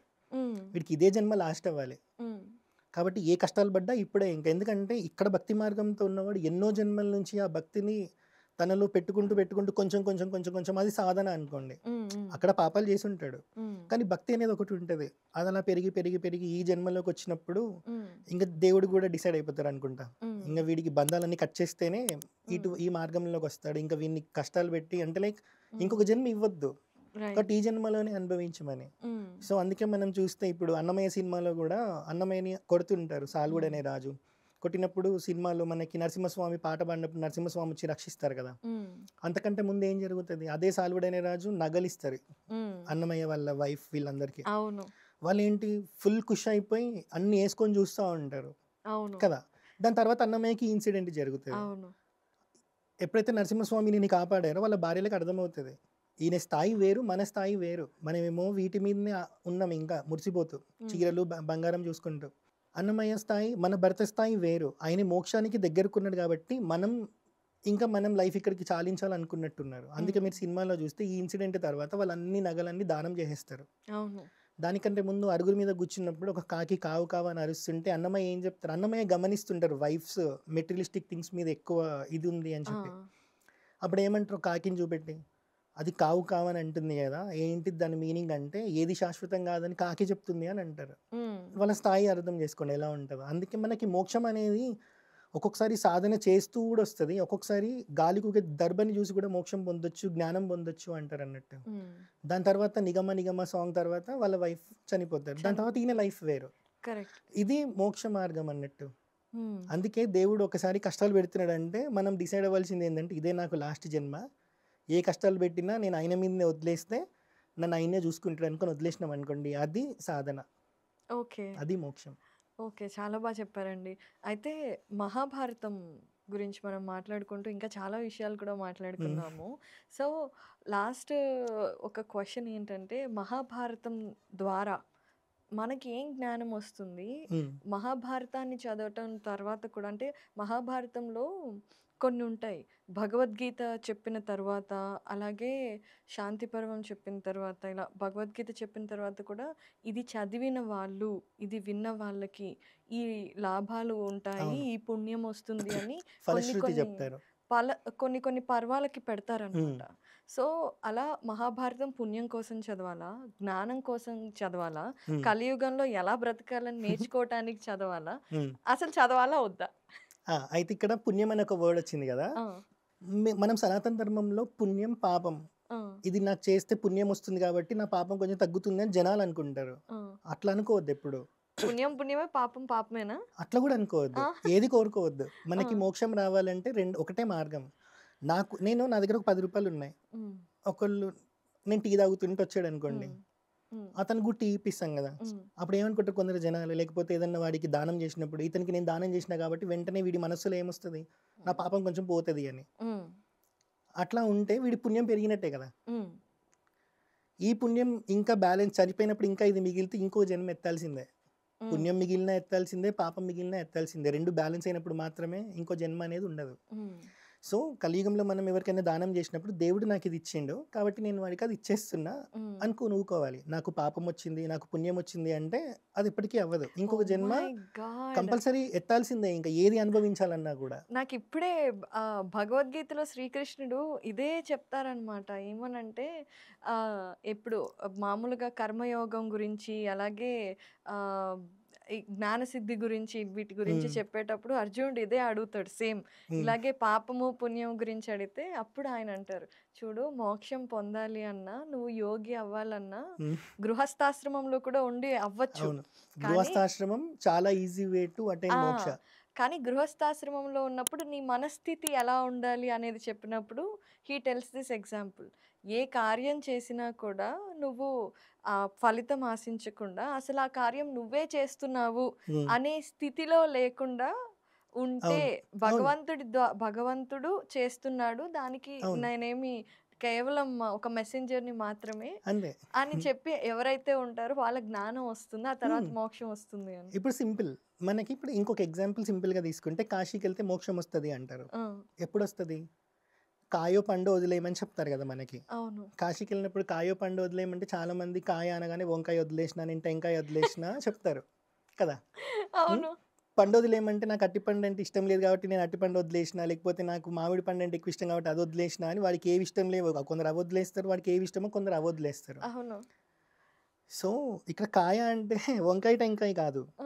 కాయము అంటే శరీరము. పండు ఆహా! అంటే కోరిక. ఆ! కాశీకెళ్ళినప్పుడు మోక్షం ఎప్పుడొస్తది? నీకు కోరికలు లేనప్పుడు నీ శరీరం మీద నీకు వ్యామోహం పోతది. హుహు. శరీరం మీద ఎప్పుడైతే కోరికలు ఎప్పుడైతే ఉండవో, శరీరం మీద ఎప్పుడైతే వ్యామోహం ఉండదో హ్మ్. అప్పుడొచ్చేది మోక్షం. అది హ్మ్. కాశీలో గూడా కాదు. ఇంట్లో కూర్చున్నా వస్తది. హ్మ్. ఏంటి అనంటే దీని మీద ఎప్పుడు వ్యామోహం అనేది ఉండొద్దు. అందుకే హ్మ్. కాశీకెళ్ళినప్పుడు కాయో పండో వదిలేయమంటారు. లేదు.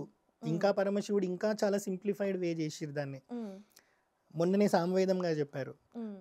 రామతపని ఉపనిషద్ అని ఉంటుందంట. హ్మ్. సో, కాశీలో పరమశివుడు రాముడి కోసం తపస్సు చేస్తాడంట. అప్పుడు రాముడు ప్రత్యక్షమై ఏమంటారంటే, హ్మ్. "నేను నీకేమి ఇయ్యగలుగుతా స్వామి" అని. హ్మ్. శివుడు ఒకటి చెప్తారంట. ఈ నేల మీద ఎవరైతే చచ్చిపోతారో కాశీలో, హ్మ్. నీ నామం చెప్పినారనుకోండి వాళ్ళు చనిపోయినప్పుడు, హ్మ్. వాళ్ళకి నేను మోక్షం ఇచ్చేస్తా అని. అందుకే మీరు మణికర్ణిక ఘాట్ గాని, హరిశ్చంద్ర ఘాట్ గాని ఎక్కడికెళ్ళినా శవం వచ్చినప్పుడు రామ్ రామ్ సత్య హై అంటారు. హ్మ్. అది రామతాపని ఉపనిషద్‌లో ఉందంట. ఓకే. సో, ఇప్పుడు ఎవరికైతే ఇక్కడ మోక్షం రాలేదో, ఇలా రామనామం అక్కడ చనిపోయిన వాళ్ళ దగ్గర చెప్పినా వాడి బాడీ ఎత్తుకొని పోయినప్పుడు కూడా మోక్షం వస్తది. హ్మ్. చెప్పాను గదా! స్ కలియుగానికొచ్చేటప్పటికి చాలా సింపుల్ చేసేసారన్నట్టు ధర్మాన్ని. మనం లైఫ్ కరెక్ట్. చాలా ఈజీగా లీడ్ చేయడానికి. ఆ! ఇంకా సింపుల్ మీరు తీసుకుంటే ఇప్పుడు రామాయణం ఉంది. రాముడు చెప్పింది మనం చేయాలి. అప్పుడే రామానుగ్రహం మనకు కలుగుతది. హ్మ్. కానీ శ్రీమద్ భాగవతం అంటే రాముడు రామాయణం అంతా విన్నాక రాముడిలాగా మనం జీవించాలి. అప్పుడు హ్మ్. రాముడి అనుగ్రహం మనకు కలుగుతది. హ్మ్. అప్పటి వరకు రాముడు మనతో ఉంటారు. ఎందుకంటే మనం ఆయన కథ విన్నాం కాబట్టి హనుమంతుడు మనతోనే ఉంటారు. హ్మ్. కానీ మెల్లిమెల్లిగా మనం ఒక సాధనలాగా చేస్తుంటే రాముడు చేసిన పనులని మనం చేయగలుగుతాం. హ్మ్. కానీ పరీక్షిత్ మహారాజ్ ఎగ్జాంపుల్ మీరు తీసుకుంటే హ్మ్. చనిపోవడానికి 7 రోజులుంది. అవును. ఏది వింటే మళ్ళీ పుట్టాల్సిన అవసరం లేదు. అది నాకు ఏది వింటే పుట్టాల్సిన అవసరం లేదో అది ఎవరైనా చెప్తానని ఎదురు చూస్తా ఉంటారు. ఈయన ఆర్తి చూసి శుకబ్రహ్మ వస్తారు చెప్పడానికి శ్రీమద్ భాగవతంని. హ్మ్. హ్మ్. ఇక్కడ ఈయన 7 రోజులు విన్నాక ఏమైనా పాటించిండా? ఆ పురుగు ప్రాణం వదిలేస్తాడు కదా! అవునవును. మరి ఆయనకి మోక్షం ఎట్లా వచ్చింది? హ్మ్. సో, ఇంట్లో కూర్చొని శ్రీమద్ భాగవతం విన్నా సరే వచ్చేది మోక్షమే. ఎందుకంటే శ్రీమద్ భాగవతంలో ప్రతి వృత్తాంతం ఎవరిది తీసుకున్నా గూడా హ్మ్. మీకు ఫస్ట్ స్టార్ట్ అయ్యేది జననం దగ్గర స్టార్ట్ అవుతది. ఎండ్ అవ్వడం మోక్షంతో ఎండ్ అవుతది. హ్మ్. ఇవన్నీ మనకి తెలుస్తున్నాయనుకోండి, మీకొచ్చేది జ్ఞానం. హ్మ్. జ్ఞానం ఉంటే మోక్షం వచ్చినట్టు. ఆ జ్ఞానం ఏంటి? ఈరోజు నేను ఏ పని ఇప్పుడు ఈ మూమెంట్‌లో నేను ఏ పని చేస్తున్నా? హ్మ్. ఆ పని మీద కాన్షియస్‌గా ఉండడం. ఆ హ్మ్. మినిట్‌లో మనం కాన్షియస్‌గా ఉండడం. అది హ్మ్. జ్ఞానం. అదొచ్చేది మోక్షం. అలా. వండర్‌ఫుల్ అండి. సో, రామాయణ, మహాభారత, భగవద్గీత, భాగవతాలు హ్మ్. ఇవన్నీ ప్రతిరోజు మనం ఒక సమయం పెట్టుకొని ఖచ్చితంగా మన కోసం, మన నెక్స్ట్ జనరేషన్స్ కోసం మనం తెలుసుకుంటూ, మన అవును. పిల్లలకి తెలియచేయటం ఎంత అవసరం హ్మ్. అనేది మీ సో, మాటల్లో. ఇప్పుడు మహాభారతమే చెప్పాను గదా! మహాభారతం పిచ్చ కాంప్లికేటెడ్‌గా ఉంటది. చాలా నేమ్స్ ఉంటాయి. గుర్తుపెట్టుకోవడం జనాలకి చాలా కష్టం. హ్మ్. కదా! హ్మ్. ఎందుకంటే ఆ నేమ్స్ గూడా మనం ఎప్పుడు విన్నా గుర్తుండవు. చాలా అవును. సార్లు అది పఠనం చేస్తుంటేనో, వింటుంటేనో తప్ప మనకు గుర్తుండవు. కొన్ని హ్మ్. పేర్లు మాత్రం మనకు గుర్తుంటాయి. ఈజీగా ఉండే నేమ్స్. సో, దీంట్లో నుంచి మనం ఎట్లా నేర్చుకోవచ్చు? మన లైఫ్ ఎలా లీడ్ చేయాలి అనంటే, మనకిప్పుడు చెప్పాను కదా, వ్యాసుడు రాసినప్పుడు ఈయన హీరో ఈయన విలన్ అని రాయలేదు, ఈయన ఇది చేశారు ఈయన ఇది చేశారని రాశారు. వాళ్ళు చేసింది ఆయన రాశారు కాబట్టి ఇది చూసుకొని మనం ఇలా అవ్వాలా అనేది మనం నేర్చుకుంటే చాలు. దాని తర్వాత మనం చేయాల్సింది సాధన. సాధన లేకపోతే అంటే మనం నిత్యం అది అనుష్ఠించలేదనుకోండి ఏమీ అవ్వదు. కరెక్టే. సో ఇప్పుడు ఇంకొకటి ఏం చెప్పాను ఇందాక, ధృతరాష్ట్రుడు మంచి వినేవాడు కానీ పాటించకపోయేవాడు. దానికి కూడా కృష్ణుడు ఆయనకు అనుగ్రహించారు కదా. మనం కూడా అంతే. పరీక్షిత్ మహారాజు 7 రోజులు విన్నారు, ఏమైనా పాటించాడా?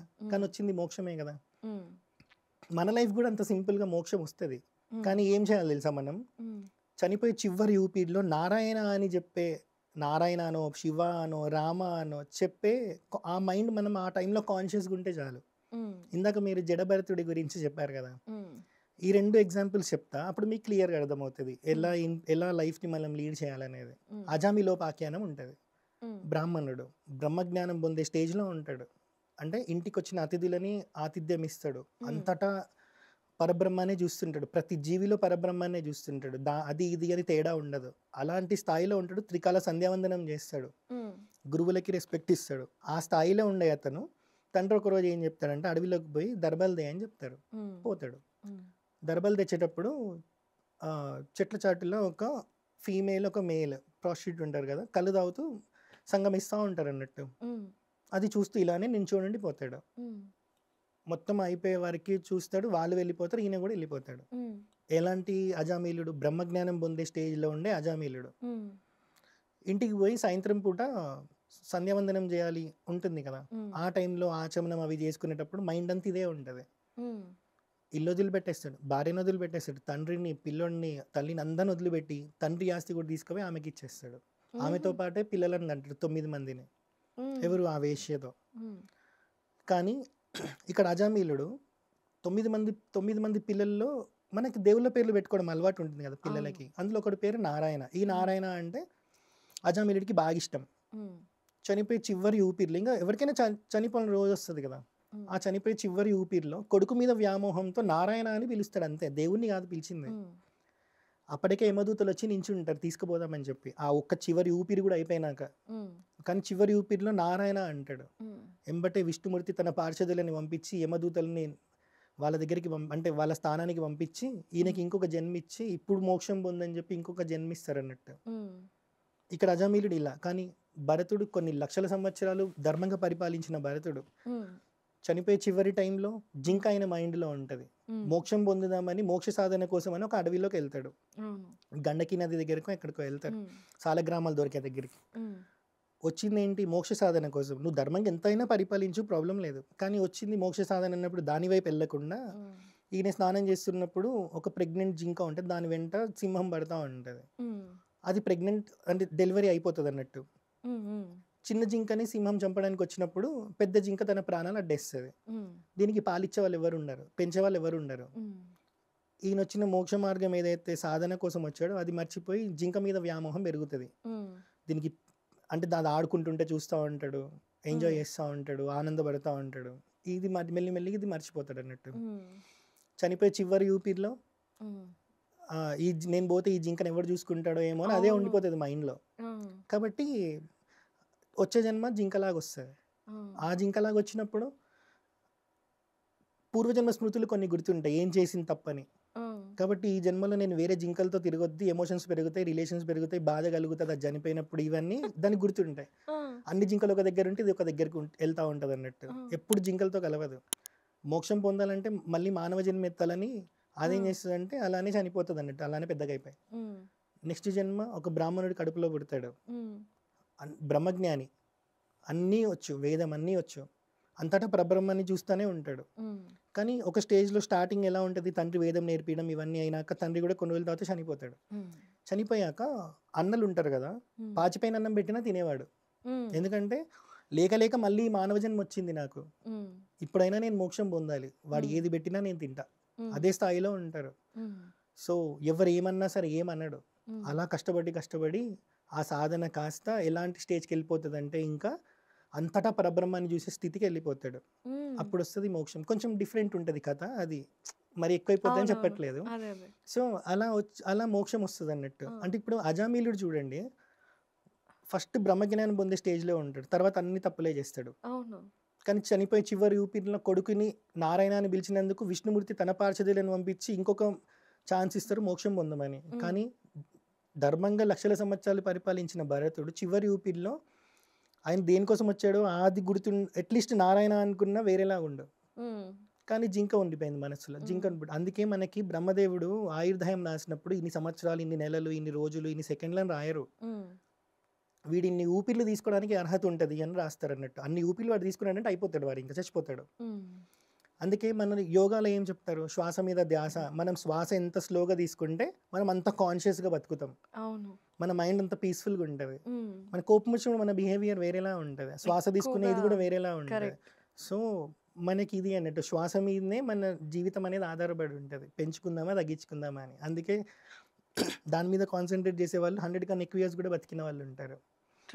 సో ఇప్పుడు దీన్ని రామాయణం, ఇప్పుడు మహాభారతం, రామాయణం, భాగవతం ఇవన్నీ నేను చెప్పాను కదా, రాముడిలాగా మనం బతికినప్పుడు మాత్రమే మనం ఆ సాధనలో వెళ్తున్నప్పుడు ఒక రోజు జ్ఞానం వస్తుంది, ఆ జ్ఞానంతో వచ్చేది మోక్షం కదా. అవును. ఇప్పుడు ఎలా అర్థం చేసుకోవాలి అని అంటే మహాభారతం కన్నా సింపుల్గా రామాయణం చెప్తా. ఎందుకంటే ఇప్పుడు ఇక్కడ చెప్పినప్పుడు చాలా కాంప్లికేటెడ్గా చెప్పాలి సబ్జెక్ట్, జనాలకి మళ్ళీ కన్ఫ్యూజ్ అయిపోతుంది. రామాయణం చెప్తా, ముందు వెనక్కి చెప్తా ఉంటా, అప్పుడు మీకు అర్థమవుతుంది ఎలా లింక్ చేసుకోవాలి అనేది. విశ్వామిత్రుడితో పాటు రాముడు వెళ్ళేంత వరకు బంగారు మంచం మీద మెత్తటి పాన్పుతో పడుకుంటారు, మెత్తటి పాన్పు మీద పడుకుంటారు రాముడు. అలాంటి రాముడు అడవిలోకి వెళ్ళినప్పుడు ఎలా పడుకోవాలో తెలియదు, దర్భ మీదనే పడుకోవాలి, దర్భాసనం వేసుకొని, అడవిలో ఎక్కడ పడితే అక్కడ. అలవాట్లేని రాముడికి ఇక్కడ దర్భాసనం వేసి పడుకోవడం అలవాటైంది కాబట్టి వనవాసానికి వెళ్ళినప్పుడు ఎలా అడవిలో బతకాలో రాముడికి తెలుసు. ఇది ఇక్కడ అవ్వకపోతే ఇది ఇక్కడ జరగకపోయేది.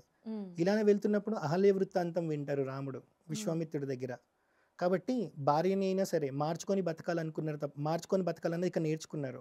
భార్య తప్పు చేసినా సరే, లోకం నిందించినా సరే మళ్ళీ ఆ భార్య కోసమే వెయిట్ చేయాలని అర్థమయ్యింది ఇక్కడ. కాబట్టి సీతమ్మ లేకపోయినా సరే అశ్వమేధయాగం చేసి మరీ సీతమ్మని తెచ్చుకున్నారు కదా.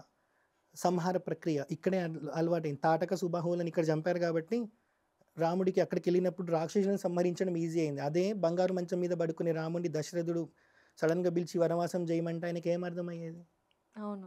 సో మనం ఇలా పురాణాలను అర్థం చేసుకుంటా ఉంటే మనకి లైఫ్ మనం ఎలా లీడ్ చేయాలనేది అర్థం. ఇది ఒక కథ అయినా సరే, ఇతిహాసం లాగా తీసుకున్నా సరే ఇలా మన లైఫ్ని మనం హ్యాపీగా లీడ్ చేయొచ్చు. మహాభారతం అయితే చెప్పాను కదా 1,00,000 శ్లోకాలు, వ్యాసుడేం ఊరికే రాయరు. దాంట్లో కూడా మన ఇప్పుడు కౌరవులు 100 మంది, వీళ్ళని ఎప్పుడైనా మంచి చూసారా? ఎప్పుడు మంచి చూడలేదు. అందుకే కదా కురుక్షేత్రం వచ్చింది. ఆఖరికి ద్రౌపది వస్త్రాపహరణం కూడా చేసే స్థితికి వెళ్ళిపోయారు. సో ఇప్పుడు మనం ఏం నేర్చుకోవాలి? పాండవుల నుంచి ఏం నేర్చుకోవాలి? కౌరవుల నుంచి ఏం నేర్చుకోవాలి? ధృతరాష్ట్రుడి నుంచి ఏం నేర్చుకోవాలి? సో ఫాదర్ అలా ఉన్న హిరణ్యకశిపుడికి మరి ప్రహ్లాదుడు పుట్టారు, ఎలా పుట్టారు? మరి తండ్రి బుద్ధులతో పుట్టలేదే. ఇక్కడ ధృతరాష్ట్రుడికి కూడా ధృతరాష్ట్రుడు మంచిగా ఉంటే వీళ్ళు మంచిగానే ఉండేవాళ్ళు అనుకుంటా. ఈయన మంచిగా లేడు, వాళ్ళకి పుట్టిన వాళ్ళు కూడా అలానే పుట్టారు కదా. కానీ ఇక్కడ అంటే ఇది ఆ సందర్భం ఏమో తెలియదు కానీ వియర్డ్గా అనిపించేది ఏంటంటే ఈ ధృతరాష్ట్రుడు పాండురాజు వేదవ్యాసుడి కొడుకులే కదా. అవును. వాళ్ళకి ఇలాంటి డిఫరెన్షియేషన్ ఏంటో ఆ బుద్ధుల్లో అనేది అసలు చాలా వియర్డ్గా అనిపిస్తుంది. అంటే వేదవ్యాసుడు లాంటి వ్యక్తి జీన్స్ లో ధృతరాష్ట్రుడు పుట్టడం అనేది కొంచెం యాక్సెప్ట్ చేయడానికి కష్టం. ఈయన ఒక్క జీన్స్ ఏ ఉండదు కదా, అమ్మాయి జీన్స్ కూడా ఉంటుంది కదా. ప్లస్ ఇంకొకటి ఇక్కడ ఈయన పుట్టారు అని అంటే ఎవరు పుట్టినా సరే పోయిన జన్మ సుకృతం వల్లే పుట్టాలి. సో ఆ కర్మ ఇక్కడ అనుభవించాలి. యుద్ధంలో చనిపోయిన ప్రతి వాడికి వచ్చేది మోక్షమే. అవును. క్షత్రియుడి ధర్మం యుద్ధం చేయడం, యుద్ధంలో చనిపోవడం. వెన్ను అంటే లైక్ వెన్ను చూపెట్టి పారిపోతే అది వేరు. వాడు అప్పుడు క్షత్రియుడే కాదు, వాడికి మోక్షం రాదు, ఏం రాదు. కానీ ఇక్కడ ఏంటి, వాళ్ళ అదృష్టం కొద్దీ కృష్ణుడే ప్రతి ఒక్కరికి తర్పణం ఇవ్వాల్సి వచ్చింది. పేరున తర్పణం ఇచ్చారు కృష్ణుడు అని చెప్తారు. మరి అలా కర్ణుడి వంతు వచ్చినప్పుడు ఈయనకి ఎవరి పేరు మీద ఇవ్వాలన్నప్పుడు అప్పుడు ఓపెన్ అవుతుంది కుంతీదేవి, నా కొడుకే అని చెప్పి. మరి ఎవరు తర్పణం ఇచ్చారు? కదా. సో రాముడితో పాటు ఎవరు యుద్ధం చేసినా సరే రాక్షసులు మళ్ళీ తిరిగి రాలేదు. ఎందుకంటే రావణాసురుడు ఏం చేసిండంటే రాక్షసు శవాలు ఇక్కడ అన్ని చూస్తే ఇంకొక రాక్షసులు వచ్చి యుద్ధం చేయాలంటే భయపడితే ఇంత ఘోరమైన చావు చచ్చారని చెప్పి మాకు అలాంటి చావు ఎక్కడొస్తుంది అని చెప్పి రాక్షసులు భయపడతారు. అందుకే రావణాసుడు ఏం చేసేవాడంటే వెంటనే తీసేసి సముద్రంలో పడేసేవాడు అన్నట్టు. వానరుల శవాలు మాత్రమే అక్కడ కనిపించేవి. అలాంటి వానరులని మళ్ళీ రాముడితో పాటు ఎంతమంది వానరులు పోయారో అంతమంది వానరులు బతికారు. అలా. So, wonderful. దేవుడితో కనెక్షన్‌లో ఉన్నప్పుడు ఇలా. అభిమన్యుడు గూడా అంతే. లోపలికి పోతాడు. ఇప్పుడు ఆహ్, కృష్ణుడు అర్జునుడిని కాపాడారు భీష్ముడు బాణమేస్తుంటే. అవును. మరి అభిమన్యుడు ఎందుకు కాపాడలేదు? ఆయనకి భక్తి లేదు. పాండవుల్లో ఒక్కొక్కళ్ళు ఒక్కొక్క దేవుడికి ఆరాధన చేసేవాళ్ళు.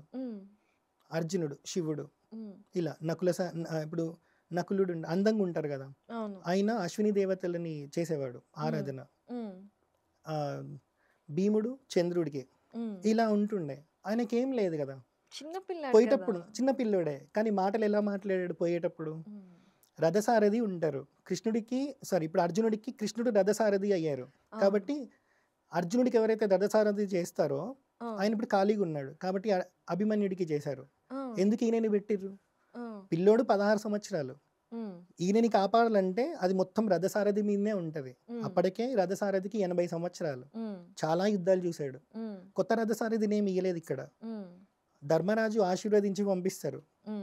యుద్ధం అంటే పద్మవ్యూహం నీకు ఒక్కడికి తెలుసు, నీకు తెలుసు, అర్జునుడికి తెలుసు, కృష్ణుడికి తెలుసు, ప్రద్యుమ్నునికి తెలుసు. కానీ అర్జునుడు కృష్ణుడు ఇక్కడ లేరు. ఇప్పుడు నువ్వు మాత్రమే వెళ్ళాలి, ఇక్కడ నువ్వు ఉన్నావు కాబట్టి. వెళ్ళినప్పుడు ఈయన గైడ్ చేస్తాడు కదా. ఈవెన్ రావణాసురుడిని కూడా అలసిపోయాడని చెప్పి యుద్ధరంగంలోంచి తప్పించింది తన రథసారథి. అవును, చాలా మటుకు రథసారథి వల్లే వీళ్ళ మీదనే ఉంటది. ఇప్పుడు కృష్ణుడు లేకపోతే అర్జునుడి పరిస్థితి ఏంటి? అవును. అలాంటి పరమాత్మని పిలవాలి అంటే ఎలా పిలుస్తాడు? ఒక చేతిలో బాణం ఇది విల్లు పట్టుకున్నప్పుడు మోకాలతోనే కదా కొట్టి పిలవాలి. అవును. మరి అలా చేశాడు మరి కృష్ణుడు. అలాంటి కృష్ణుడికి ఈయన ఏమన్నాడు తెలుసా పోయేటప్పుడు అభిమన్యుడు? నా ముందు అంటే ఈయన చెప్తాడు రథసారథి, నువ్వు ఎప్పుడు యుద్ధం చేయలేదు కాబట్టి ఫస్ట్ చిన్న చిన్న వాళ్ళని చంపు, లోపల పోయినాక పెద్ద వాళ్ళని చంపడానికి నీకు అలవాటు అవుతుంది. ఎలా చంపాలి ఇవన్నీ తెలుస్తాయి అంటే ఒక ఎక్స్పీరియన్స్ జరుగుతుంది కదా. మీ నాన్నకంటే చాలా యుద్ధాలు చేశాడు, అక్కడ ఉన్న వాళ్ళు చాలా యుద్ధాలు చేశారు, కానీ నీకు కొత్త. వెంట దూసుకోపోకుండా కొంచెం మెల్లిగా స్ట్రాటజికల్గా వెళ్ళు అన్నట్టు చెప్తారు. నువ్వు రథసారథి చెప్పినట్టు నేను వినాలా, నేను చెప్పినట్టు రథసారథి వినాలా అన్నట్టు మాట్లాడతాడు ఈయన. మాట్లాడినప్పుడు కూడా రథసారథి ఎక్స్పీరియన్స్డ్ పర్సన్ కదా, ఈయన ఏమంటాడు తెలుసా ఊకోకుండా, ఇప్పుడు నా ఎదురుగా ఇంద్రాది దేవతలే వచ్చినా సరే వాళ్ళని నేను ఓడిస్తా, పరమశివుడు వృషభ వాహనం ఎక్కి గణాలతో వచ్చినా సరే ఆయనని నేను ఓడిస్తా, కృష్ణార్జులు వచ్చినా సరే నేను వాళ్ళని కూడా ఓడిస్తా అన్నట్టు మాట్లాడతాడు. మరి ఇక్కడ ఇది మాట్లాడకపోతే కృష్ణుడు కాపాడేవాడేమో.